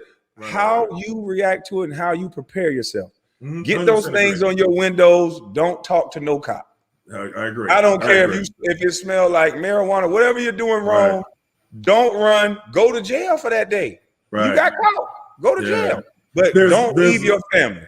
And there's a good that Philando Castile's mother's pushing called the no reach pouch. And it's basically that you put everything in the pouch because you know what happened with her son You can order them online. Right. Yeah. So all of those. So you know that's what it is, man. That's what it is. Etan, I get put out. Yeah, right. That's it. And then you got to prepare the kids for this. Some cops are going to get upset about it. No question. You got to talk to me. You right. There we go. My attorney said I ain't got to talk to you. And now the world done went so Zoom and stuff like that. Right. You can Zoom call your attorney right then and there. And you need to. You need to put it on to show you doing what you're supposed to do in full compliance. How come no big people are talking about that? Can we put together a fund to where we can have attorneys on demand or something like that, to where they can just Zoom the attorney and hey, we right here, boom. I don't got to do no talking. I don't have to do. There are. I'm not gonna steal the idea now that I said it over the line. No.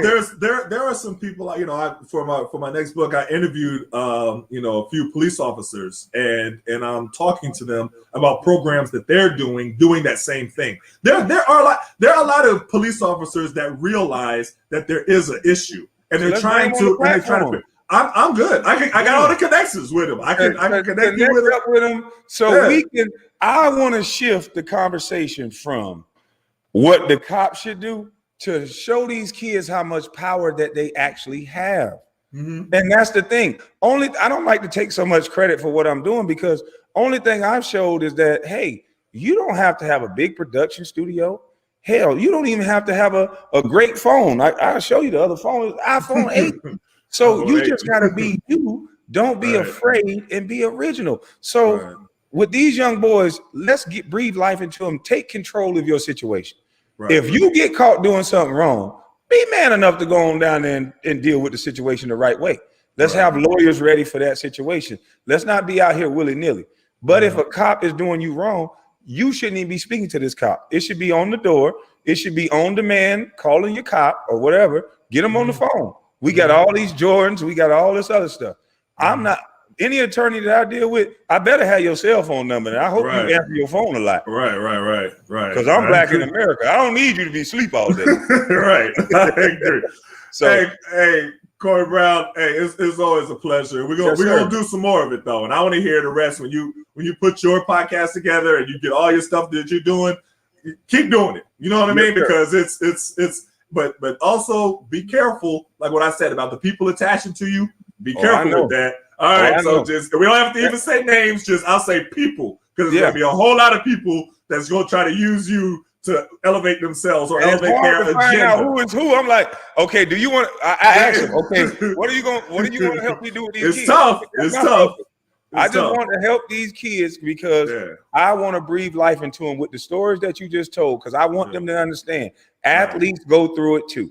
Yes. Don't think just because of money that we're different than you. We go through maybe worse than you sometimes. Sometimes we get disrespected on the worst levels. And we have to show resolve. We have to stay calm. So let's teach these kids how to deal with bad situations when they get to an age where they're more mature and can handle things so they can have families.